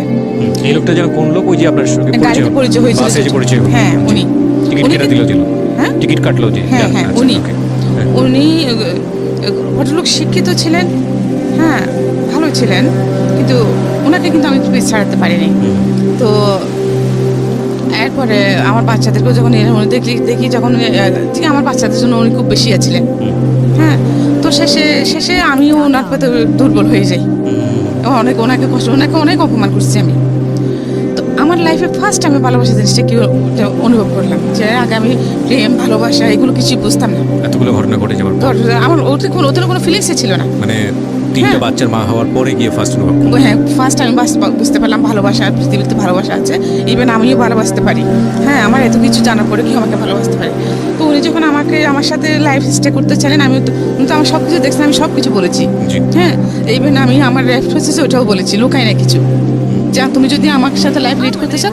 ইভেন আমারও তখন দরকার ছিল, আমি জড়াতাম না ওনার সাথে, যে যেদিকেই যাচ্ছি কিন্তু আমি বাসাতে যেখানে থাকি এখানেও আশেপাশে মানে সবসময় আমি একটা প্রেশারের মধ্যে থাকি। ওই যে শুধু আমার একজন পুরুষ লোক নাই বলে, সাইনবোর্ডটা নাই বলে, হ্যাঁ সিঙ্গেল মাদার আমি, এখানে আমি সবসময় একটা প্রেশারের মধ্যে থাকতাম। তো শেষে সব কিছু করে তো বছর 1.5 পরে আমি একটি হলাম ওনার সাথে লাইফ স্টে করতে। হ্যাঁ তারপরে তখন উনি কিন্তু সম্পূর্ণ বেকার ছিলেন। হ্যাঁ উনি ছিল ভদ্রলোকের? আপনি কি নামটা বলতে যাচ্ছেন না? নামটা হ্যাঁ বলতে ঠিক আছে, সমস্যা নেই। তারপরে কিন্তু থাকতেছি যে ওনার টাকা পয়সা ছিল না, তখন উনি বেকার ছিলেন, আমি জব করতেছি, সব কিছু আমি করতাম। তো যে 1-1.5 বছর যে লোকটাকে আমি প্রতি মুহূর্তে অপমান করেছি, হ্যাঁ মানুষ একটা মুরগি থাকলে ওটার প্রতি একটা মায়া বসে যায়, তো উনি কিন্তু সব কিছু নীরবে সহ্য করছেন। হ্যাঁ তো কিন্তু অল টাইম আমার বাচ্চাদের সাথে নিয়ে থাকতেন উনি। বাচ্চারাও মেনে নিয়েছিলেন? হ্যাঁ আমার বাচ্চাদেরকে মেনে নিয়ে থাকতেন, আমার বাচ্চাদেরকে সব কিছু জানতেন, আমাদের বাড়িতে গেছেন, সব দেখেছেন। হ্যাঁ তো সব কিছু মেনে নিয়েই কিন্তু উনি আমার সাথে কন্টিনিউ হতে চাইলেন। তারপরেও আমি 1.5 বছর সময় নিয়েছি, পরে হ্যাঁ করলাম। তারপরে যে উনি আমাকে বললেন যে দেখো আমি ওনার টাকা নাই, একটা আমি ওনাকে টাকা দিলাম, 3,000 টাকা দিলাম যে আমাদের বিয়ে রেজিস্ট্রি করার জন্য। হ্যাঁ উনি দেখি সেটাকে খরচ করে ফেললেন, কিন্তু বিয়েটা রেজিস্ট্রি করলেন না, বাট আমরা কিন্তু একসাথে থাকতেছি তখন। আচ্ছা তো রেজিস্ট্রি করলেন কিন্তু বিয়ে করলেন? রেজিস্ট্রি করলো না, বিয়েটা রেজিস্ট্রি করে নাই। মানে বিয়ে করলো কিন্তু রেজিস্ট্রি করলো না, মানে জাস্ট কবুল বলাটা করলো ধর্মীয় বিধান অনুসারে, কিন্তু রেজিস্ট্রিটা করলো? রেজিস্ট্রিটা করে নাই। আমি ওর জন্য ওকে 3বার টাকা দিয়েছি, হ্যাঁ কিন্তু ও সেটা করে নাই। আচ্ছা তখন ও আমাকে বলতো যে দেখো তোমাকে আমাদের বাড়িতে নিয়ে যাব, হ্যাঁ কিন্তু আমার একটা ছোট বোন আছে, ওটা LLB পড়তেছে, ওর একটা বিয়ে শাদী হয়ে যায়, তা না হলে এখন আমি যেহেতু গ্রামের পরিবেশ জানো তুমি, মানুষ যত শিক্ষিত হোক, হ্যাঁ আমরা সংস্কার মুক্ত না, সমাজের লোকেরা বলবে যে আমি একটা বিবাহিত মেয়েকে বিয়ে করেছি এই সেই। তো আমি আচ্ছা ঠিক আছে, পরে তোমার ব্যাপারটা, আমার বোন বিয়ে হয়ে গেলে তোমাকে আমাদের বাড়িতে তুলবো। এরপরে 2001 সালের দিকে ওর চাকরি হলো, 2002 সালে ও একটা ওই যে লোহা টোহা মারাজের স্টিল কি বলে এগুলো, ঠিক আছে সমস্যা নেই, যে কোনো একটা জায়গায় চাকরি বানাচ্ছে এগুলো, রোলিং মিল, রোলিং মিলের শোরুমে ওর চাকরি হলো, কাজ করে ভালো ইনকাম করতেছে, কিন্তু সাথে সাথে ও চেঞ্জ হয়ে গেছে। আর আমাকে বিয়ে করার আগে কিন্তু ওর সাথে একটা মেয়ের সাথে বেশ কয়েক বছর রিলেশন ছিল, মেয়ের মা ওকে দেয় না, উনিও ওই মেয়ের বাড়িতে লজিং মাস্টার ছিলেন। তো ওইখানে পড়াতে মানে সম্পর্কটা হয়ে যায়, কিন্তু মেয়ের মারা মেনে নেয় নাই, উনি এগুলো আমাকে সব বলেছেন। তো ঠিক আছে মেনে নেয় নাই, এরপরে ও মেয়েটার প্রতি উনি আবার ইনভলভ হয়ে গেছেন মেয়েটার সাথে।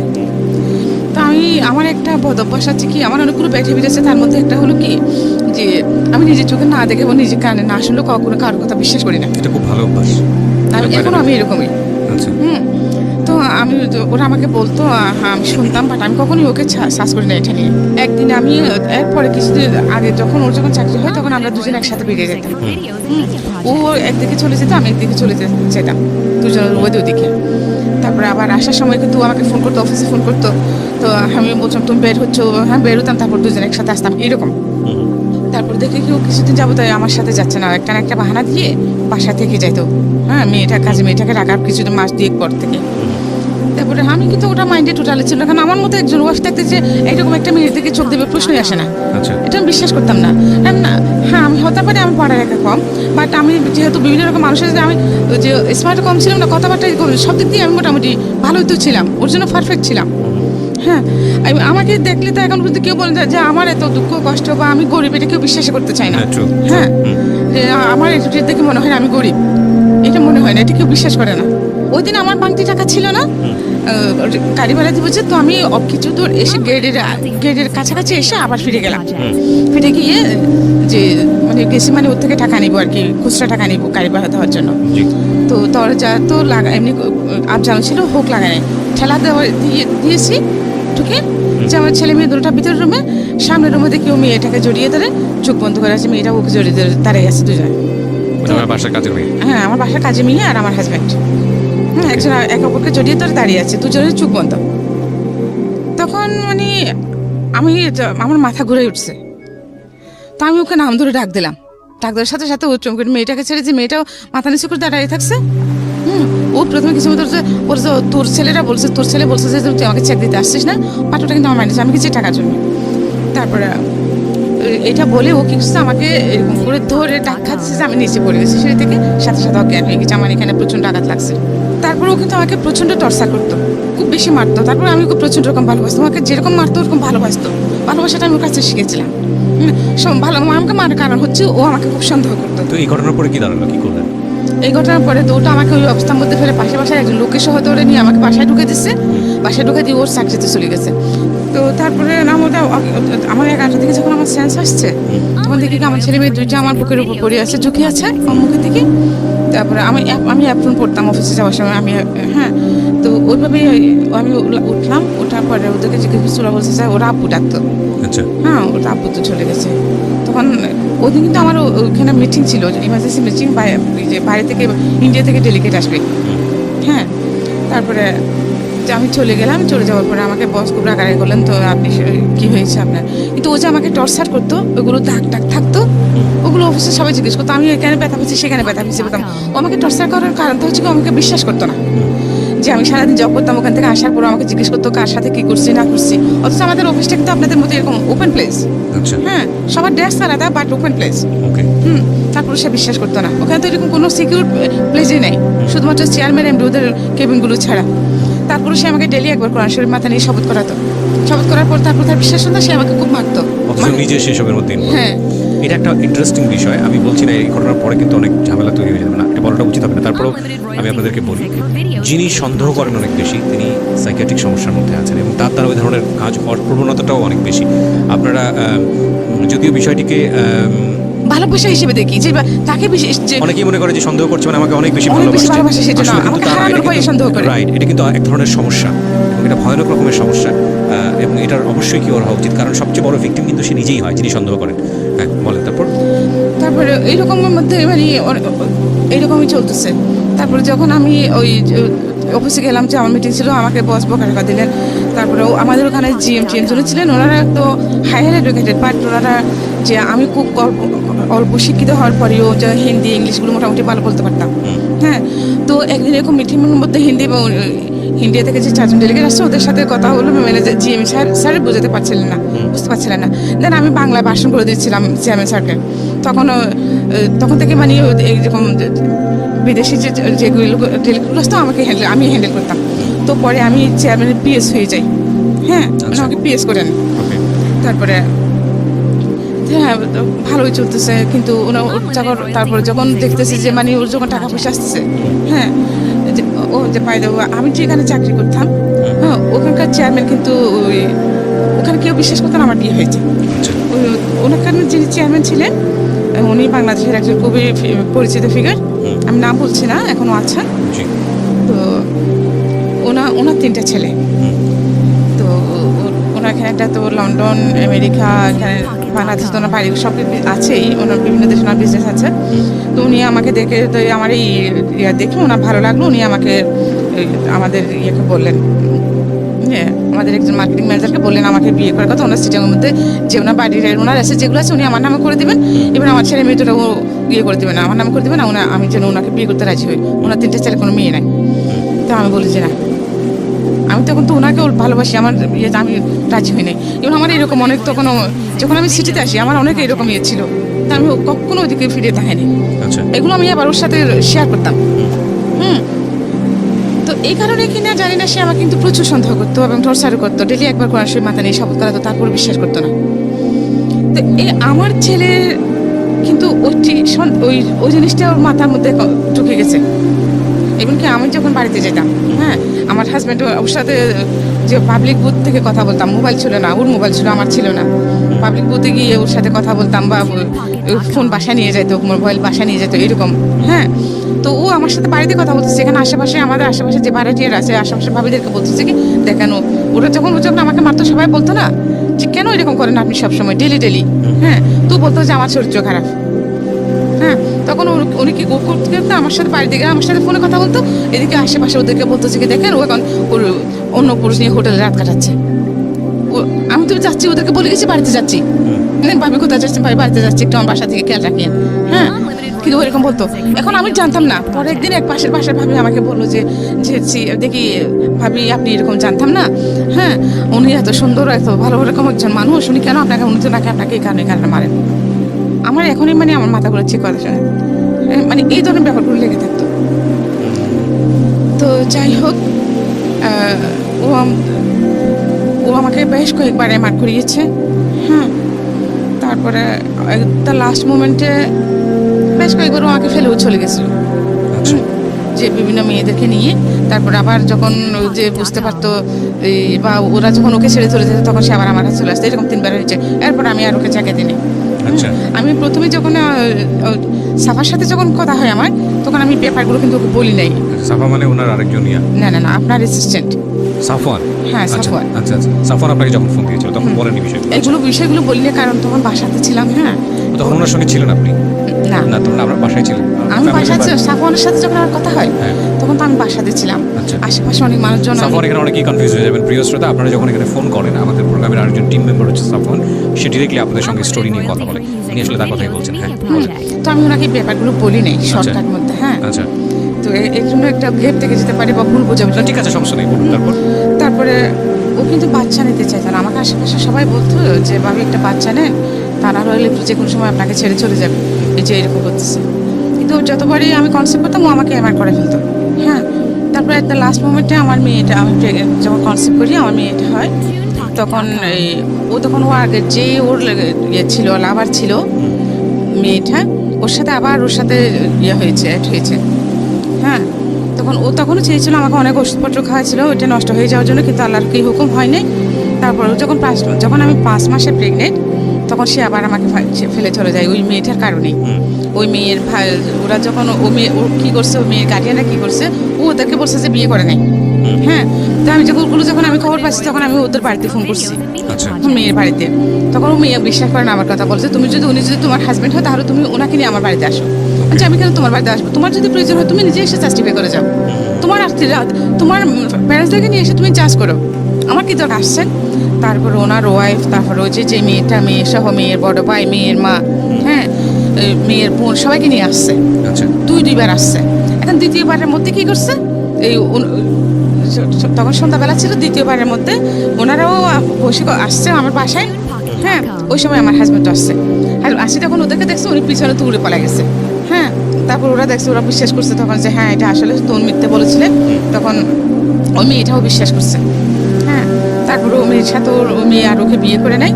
এখন ও কি করছে, আমাকে ছেড়ে চলে গেছে। আপনার হাজবেন্ড? আমাকে ছেড়ে চলে গেছে। তখন আমি কি করবো? আমার তো তখন চাকরিও ছেড়ে দিয়েছি, যেহেতু আমাকে সন্দেহ করে এগুলো নিয়ে। তখন ও বলছে চাকরি ছেড়ে দে তুই, তাহলে তোকে সন্দেহ করবে না। ওকে, ঠিক, আমি আমার সংসারের কাছে আমি চাকরি ছেড়ে দিলাম, বাসাতেই আছি, কোনো পার্মানেন্ট নেই। তারপর যখন এখনও আমাকে ফেলে চলে গেছে, আমার তো কিছু, আমি কীভাবে চলবো? তারপরে যাই হোক, আমার কিছু সঞ্চয় ছিল, ও যখন চলে গেছে, আমার মেয়ে আমি তখন 5 মাসে প্রেগনেন্ট। আমি একটা রেলওয়ে কলোনিতে একটা সাবলেটে একটা ছোটো রুম নিলাম। ওর তো সরকারি কোয়ার্টার, ওরা একরকম সাবলেট দেয়। ওখানে আমি একটা সস্তার মধ্যে একটা ছোটো রুম নিয়ে আমার বাচ্চাগুলো নিয়ে ওখানে থাকলাম। পরে আমার এটা হলো। মেয়ে হওয়ার পরেও অনেক দেশে কোনো খোঁজখবর নেয় নাই। 2 বছর পর্যন্ত অনেক কষ্ট করছি মেয়েকে নিয়ে, মানুষের বাড়িতে কাজ পর্যন্ত করেছি। তারপর মেয়ে যখন একটু বড় হলো, তখন আমার বড় মেয়ের কাছে ওকে রেখে দেন আমি আবার চাকরিতে ঢুকলাম। আবার চাকরিতে ঢুকলাম, তখন তো আমারও তো ও চাকরিটাতে চলে গেছে। দেন আমি আবার একটা এই পত্রিকা পত্রিকা বিজ্ঞাপন দেখে আমি আবার একটা গ্রুপ অফ কোম্পানিতে জয়েন করলাম। হ্যাঁ, তো ওখানে আমি টেলিফোন অপারেটর হিসেবে জয়েন করি। পরবর্তীতে ওইখানেও যে আমার পারফরমেন্স আল্লাহর রহমতে খুব ভালো হওয়ার কারণে আমি পরবর্তীতে ওখানেও আমি চেয়ারম্যানের পিএস হই। আচ্ছা। আমার ওই গ্রুপ অফ কোম্পানির চেয়ারম্যানের পিএস হই আমি পরে। ওনারাও পরিচিত, যে মোস্তফা গ্রুপ অফ ইন্ডাস্ট্রিজ, চিনবেন, হচ্ছে সৌদি গাড়ি আছে ওগুলার। তো আগ্রাবাদ ওনাদের নিজস্ব, আমি ওখানে করতাম। প্রথমে টেলিফোন অপারেটর হিসেবে ঢুকি, তারপরে যে ওখানে পিএস হই। আচ্ছা। হ্যাঁ, তো ওখানে আমার অফিসে কিন্তু সবার সাথে আমার কলিগদের সাথে খুব ভালো সম্পর্ক। জি। হ্যাঁ, আমার কোনো ফল ছিল না কখনো, যে ফল থাকলে তারপরেও যে মাঝে মধ্যে কাজকর্মে তো ভুল হয়, তারপরে কিন্তু ওরা সেটা নিত না তেমন একটা। আর আমি আমার কাজের প্রতি সবসময় খুব আন্তরিক ছিলাম। সকাল 5টায় ঘুম থেকে উঠতাম, উঠে নামাজ কালাম পড়ে নাস্তা বানাতাম বাচ্চাদের জন্য। হ্যাঁ, রান্না বান্না করতাম, তারপর ওদেরকে তুলে যারটা সবগুলো রেডি করে দিয়ে দেন আমি 8:30 পৌনে 9টার মধ্যে বাসা থেকে বেরিয়ে যেতাম। আচ্ছা। হ্যাঁ, আমার বাচ্চারাও নিজে নিজে আল্লাহর রহমতে পড়ালেখা করতো। আচ্ছা। আমার মেয়ে স্কুলে যেহেতু এটা ছোট ছিল, ছোট মেয়েটা, তো আমার বড় মেয়ে ওকে নিয়ে অনেক কষ্ট করেছে। আমার বড় মেয়ে ওর সাথে ওখানে স্কুলে চলে যেত, স্কুলে নিত, ওকে বাসায় রেখে পড়তো, অনেক কষ্ট করেছে আমার বাচ্চারা।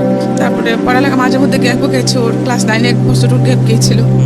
হ্যাঁ, এখন যে আমার যে ওই মেয়েটাকে নিয়ে তো টেনশনে, ওর একটা পরিচয় তো আছে, তো ওর বাবা তো ওকে পরিচয় দিচ্ছে না। কার বাবা? এই যে মেয়ে ছোটটার পরিচয় দিচ্ছে না? হ্যাঁ, আচ্ছা। ওর বাবা তো ওকে পরিচয় দিচ্ছে না। আচ্ছা। যে ও আমাকে ওর ফ্যামিলিতে নেয় পাঠাবো, আমি ওর সব কিছু আমি চিনি জানি। হ্যাঁ, আচ্ছা। তো ও কিন্তু মানে পরিচয় দিচ্ছে না বলতে আমি যেটা বুঝেছি, যেহেতু আপনার সঙ্গে ওই কাবিনের কাবিনটার কারণে, রেজিস্ট্রি যেতে করে, হ্যাঁ, ওইটার কারণে, সে কারণে বাট এও কিন্তু আমার সাথে আমাকে 3-3বার কোরআনের মাথা নিয়ে শপথ করছে, আমাকে কখনো ছেড়ে যাবে না। আর আমাকে প্রথমে আগে যেখানে বিয়ে একটা করছে, জিনিস বলে রাখি প্রিয় শ্রোতা, প্রত্যেকটা মানুষই সুন্দর, সৃষ্টিকর্তার নিপুণ হাত তাদেরকে তৈরি করেছেন। প্রত্যেকটা মানুষ তার নিজ কর্মে সুন্দর, কিন্তু বাহ্যিক রূপটা যদি কোনো ফ্যাক্ট হয়, আমি বলতে চাই, বাহ্যিক রূপটা যদি কোনো ফ্যাক্ট হয়, তাহলে যে মেয়ের গল্পটাই এই মুহূর্তে পর্যন্ত আমার সঙ্গে ছোটো মেয়েগুলোকে দেখেছেন এসেছেন স্টুডিওতে, মাশাআল্লাহ, মানে she is absolutely amazing, she is beautiful, খুবই সুন্দর দেখতে। হ্যাঁ, বলেন। তারপরে এর মধ্যে উনি তো আমাকে ফেলে চলে গেছেন না, আমি এত কষ্ট করে আমার বাচ্চাদেরকে আমি ভরে করতেছি। আমার বড় মেয়ের কি অবস্থা? আমার বড় মেয়ে তো এখন কলেজে পড়তেছে, ইউনিভার্সিটিতে পড়তেছে, বেসরকারি ইউনিভার্সিটিতে, বিবিএ সেকেন্ড সেমিস্টার। তো পাশাপাশি একটা জবও করতেছে, তো সংসার চালাচ্ছে। বিয়ে সাথে হয়নি না, তো এখন বিয়ের প্রপোজাল আসলেও আমি দিতে পারছি না, কারণ আমার যে টাকা পয়সাও নাই, তারপরে যে একটা মানুষ আসলে বসতে দিব আমি সেরকম ঘরও আমার নাই। হ্যাঁ, কারণ আমাকে দেখলে কেউ বলে না আমি গরিব, আমার মেয়েদেরকে দেখলেও কেউ বলে না সেটা। তো আমিও চাচ্ছি না আমার মেয়ে কেন, পৃথিবীতে কোনো নারীর জীবনে আমার মতো হোক এটা আমি চাই না। আমি আল্লাহর কাছে প্রত্যেক দিন প্রার্থনা করি যে আল্লাহ আমার মতো পাবে এই পৃথিবীর বুকে আর কেউ নেই। হ্যাঁ, কিন্তু আমি চাই না কোনো নারীর জীবন আমার মতো হোক। ইভেন আমার মেয়েদেরকে যেন আল্লাহ শুধু দুটো ভালো নামাজি পরিষ্কার ছেলের হাতে যেন আমার মেয়ে দুটা বিয়ে হয়। আপনার কি এরকম হয়েছে যে বড় মেয়ের বিয়ে এসছে, আপনার এই অবস্থার কারণে ভেঙে গেছে? হ্যাঁ, এরকম হচ্ছে প্রতিনিয়ত হচ্ছে। ভালো ভালো ফ্যামিলি আসতেছে, কিন্তু আমার ফ্যামিলি ব্যাকগ্রাউন্ড প্লাস আমার যে টাকা পয়সা নেই, এই কারণে আমার মেয়েগুলো রূপবতী গুণবতী হওয়ার পরেও আমি বিয়ে দিতে পারছি না। উনি যেটা বললেন যে ওনার বড় মেয়ে ওনার ছোট মেয়ের চেয়েও মাশাআল্লাহ অনেক বেশি সুন্দর। যাই হোক, প্রত্যেকটা মানুষই সুন্দর, সেই জায়গা থেকে আমি একটু আপনাদেরকে বলি। দেখুন, গল্পের দুইটা জায়গা, একটা হচ্ছে যে ভয়ঙ্কর রকমের ফাইটের জায়গা হচ্ছে হলো ওনার নিজের। উনি নিজে কোনোভাবে নিজেকে কম্প্রোমাইজ করেননি, বা কম্প্রোমাইজ বলতে অন্যায়ের কাছে মাথা নত করেননি। সে অবস্থায় তিনি উঠে পড়ে যেভাবেই পারুক সামনের দিকে এগিয়েছেন। এখন অদ্ভুত ব্যাপার হচ্ছে, সেখানেও তাকে ভয়ঙ্কর রকমভাবে এক্সট্রিম লেভেলে স্যাক্রিফাইস করতে হচ্ছে, এবং সেটা তিনি করতে বাধ্য ছিলেন, নিজ ইচ্ছায় কখনো করেননি, অন্যায় করতে পারেন। এই মানুষটি আজকে যে জায়গাটায় এসছেন, সেখানে তিনি 3টা ছেলে মেয়েকে মানুষ করেছেন, বিশেষ করে তার 2 মেয়ে এবং একটা ছেলে, তাই তো? আপনার 2 মেয়ে একটা ছেলে, তাই তো? এবং এই 2 মেয়ের বড় মেয়ে এখন সংসার চালাচ্ছে, উনি নিজেও কিছু টুকটাক করার চেষ্টা করেন, আর ছোট মেয়েটা পড়াশোনা করছে। দেখুন, ভয়ঙ্কর রকমভাবে এই যে সমাজ, আমি বারবার আপনাদের একটা কথা বলি যে আমরা ছেলেরা আমাদের সমাজ থেকে যতটা সুযোগ সুবিধা নিতে পারি, আমাদের মেয়েরা কত রকমভাবে যে বাধাপ্রাপ্ত তার কোনো শেষ নেই। এখন দেখুন, এই মেয়েটার বিয়ের ক্ষেত্রে একটা বড় সমস্যা, সেটা কি? সেটা হচ্ছে যে এই যে ভদ্রমহিলা, তার যে ফ্যামিলি ব্যাকগ্রাউন্ড বা তার যে স্ট্রাগল, সেই জায়গাটিতে যেটা বলে যে ব্রোকেন ফ্যামিলিতে বড় হয়েছে বা যেটাই হোক না কেন, এটা আমাদের সমাজের এখন একটা অনেক বড় দৃষ্টিভঙ্গিজনিত সমস্যা, এবং সে কারণে ওনার মেয়ের বিয়েটা ভেঙে যাচ্ছে। কি অদ্ভুত বিষয়! আপনি পুরো গল্পটা আজকে এখানে বললেন, আমি আসলে বললে তো কোনো কিছু হবে না, তবে এটা ঠিক যে আমি খুব ধর্মভীরু একজন মানুষ, কতটুকু পালন করতে পারি জানি না, তবে আমি বিশ্বাস করি প্রত্যেকটা মানুষের জন্য আল্লাহ তার বেস্টটা নির্ধারণ করে রেখেছেন। সো আপনি আল্লাহর উপর তাওয়াফ করেন, এবং নিশ্চয়ই আমি বিশ্বাস করি, আজকে তো অসংখ্য মানুষ এটা শুনেছে। আমি জানি অনেকে বিয়েও করার জন্যই আমাদের স্টেশনে যোগাযোগ করবে। দেখেন, তাদের আপনাদেরকে নিরুৎসাহিত করছি। নিরুৎসাহিত করছি এই কারণে যে আমরা আসলে এই ধরনের কমিউনিকেশন করি না। আমরা একটা গল্প প্রচার করি মানুষকে এইভাবে মোটিভেট করার জন্য, যে গল্পটা শুনে যেন নিজের জীবনে সে পরিবর্তন হয় in a positive sense. So আমরা এটা আপনাকে উৎসাহিত করছি না। তবে একটা বিষয় আমাদের না বললেই নয়, সেটা হলো যে যেটা আমি বলছিলাম যে সৃষ্টিকর্তা আমাদের জন্য ভালো কিছু নির্ধারণ করে গেছেন। আপনার বরং এখন তো ভালো হচ্ছে যে কেউ যদি এসে আপনার সব কিছু জেনে চলে যাচ্ছে, আমি মনে করি ভালো হচ্ছে। সে যদি আপনার মেয়ের চেহারা থেকে হোক বা যে কোনো কারণেই হোক দ্বিধাদ্বন্দ্বে ভুগে শেষ পর্যন্ত বিয়ে করার পরে যদি তখন ভয় রকম ভাবে, তার চেয়ে বরং আমার মনে হয় যে আপনি ভালো মানুষের জন্য ওয়েট করাটাই বেটার। আল্লাহর উপর মাফ করেন এবং নিশ্চয়ই আপনার জন্য ভালো কিছু হবে, এটা আমি বিশ্বাস করি। হ্যাঁ, কারণ আপনার মেয়েরা যথেষ্ট পরহেজগার এবং আপনি যেটা বলছিলেন যে নামাজ কালাম করে, শুধু তাই নয় যে তাদেরকে আপনি কখনোই আপনি যে বিপদের মধ্যে দিয়ে গেছেন তাদেরকে আপনি সে আঁচটা দিতে দেননি। রাইট। তো এদিক থেকে আমার মনে হয় যে আপনাকে যিনি রেসপেক্ট করতে পারবেন, ভালোবাসতে পারবেন, শ্রদ্ধা করতে পারবেন, এরকম ছেলে যেন আপনার মেয়ের জামাই হয়, এইটুকুই শুধু আমি বলতে পারি। আমার চাওয়া ওঠাই, আমি দোয়া করি মন প্রাণ বিচার করে। জি, আপনার যদি শেষে থেকে কিছু বলার থাকে। আমার চাওয়া ওইটাই যে আমি তো এখন অসুস্থ হয়ে গেছি, চিকিৎসা করতে পারি না, ওষুধপত্র খেতে পারছি না। হ্যাঁ, তো আমার একটা মাত্র মেয়ে যে চাকরি করতেছে, কোন দিকে সামলাবে? জি, এত কিছু টাকা দেওয়া সম্ভব না। তারপর আল্লাহ পাকের অশেষ রহমত যে একটা বর্তমান ছেলেরা যেখানে একটা ছেলে যেখানে এসব করতে পারে না, একটা ফ্যামিলি ধরে রাখতে পারে না, সেখানে আমার মেয়েটা দুইটা মানুষকে ধরে রেখেছে, নিশ্চয়ই একটা ফ্যামিলি ধরে রেখেছে। যে এই বয়সে ওর ফ্রেন্ডরা সবাই কি মজা মাস্তি করতেছে কলেজ ইউনিভার্সিটিতে, তো আমার মেয়েটা শুধুমাত্র তার পড়ালেখা এবং তার জব কিভাবে সে তার ফ্যামিলিটাকে সেট আপ করবে, তার এই চিন্তাটা। মাশাআল্লাহ, ভেরি গুড। আমি মন প্রাণ উজাড় করে দোয়া করি। জি, কিন্তু আমাদের সমাজে দেখেন, আমার এখন 100% শিক্ষিত।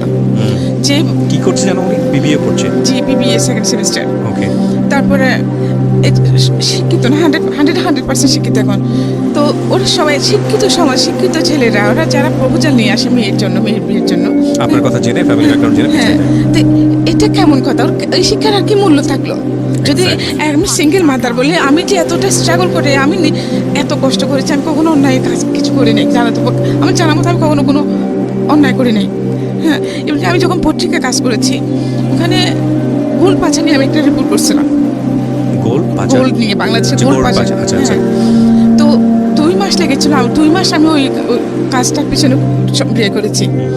এট দ্য ফাইনাল মোমেন্টে আমি রিপোর্টটা প্রকাশ করতে পারলাম না। হ্যাঁ, কারণ আমি যার বিরুদ্ধে আমি কাজটা করেছি, যাকে নিয়ে রিপোর্টটা করেছি, হ্যাঁ, উনি আমাকে মোটা অ্যামাউন্টের একটা কোর্স দিতে চেয়েছিলেন, আমি নিয়ে নেই। হ্যাঁ, তো পরে ওটা আমি যার কাছে যাব, আমার যে চেয়ারম্যান উনি নিয়েছেন, আর তার ডাবল নিয়েছেন, নিয়ে উনি আমার রিপোর্টটা করতে দেন নাই। দেন আমি ওই রাগের উপরে ওই চাকরিটা ছেড়ে দিয়েছি। হ্যাঁ, তখন উনি আমাকে বলছেন যে আমার দরজা তোমার জন্য সবসময় খোলা থাকবে, তুমি আসতে পারো। এবং আমি এখনো পর্যন্ত ওখানে 11,747 টাকা পাই, ওটার জন্য আমি যাইনি। তো আমি চলে এসেছি। আমি ওনাকে এই কথাটা বলে আসছি যে আমি খোলা দরজা দিয়ে ঢুকি না, যে নক করে ঢুকতে পারলে ঢুকি না, ঢুকি না। আমার হচ্ছে আমি আমার কোয়ালিটি দিয়ে ঢুকি। এখানে একটা কথা আপনাকে বলি, আপনি আমার যে বয়সে অনেক বড় মুরব্বী জন, আমার মায়ের বয়সী, আমি আপনাদের কাছ থেকে গল্প শুনতে এই জিনিসটা শিখেছি। সেটা হলো যে একজন মানুষ যখন নিজের কাছে মরে যায়, নিজের বিবেকের কাছে মরে যায়, ওই মানুষটা বাইরের দিক থেকে যত কিছুই হোক না কেন, পুরো পৃথিবী তাকে ভালো মনে করলেও ওই মানুষটা নিজের কাছে অপরাধী। আবার ঠিক উল্টোটা যদি আমি বলি, একজন মানুষ যখন ভেতরে সৎ থাকে, অনেস্ট থাকে, পুরো দুনিয়া তাকে অসৎ বললেও সে তার মাথা উঁচু করে চলতে পারে, কিচ্ছু যায় না, সে মাথা উঁচু করে চলতে পারে। দ্বিতীয় মানুষটা হওয়াটা খুব জরুরি। তো আমার মনে হয় কি আপনাকে আমি ওই কথাটাই বলতে চাই, দ্বিতীয় কথাটাই, পুরো দুনিয়া কে কি মনে করলো কিচ্ছু যায় আসে না, আপনি বরং আপনার কাছে অনেস্ট আছেন। হ্যাঁ, আমি একটা কথা চিন্তা করি, কিছু আমি আমার মেয়েদেরকে বলছি, আমার মেয়ে যেখানে যে জব করে ওখানে ওর টাকা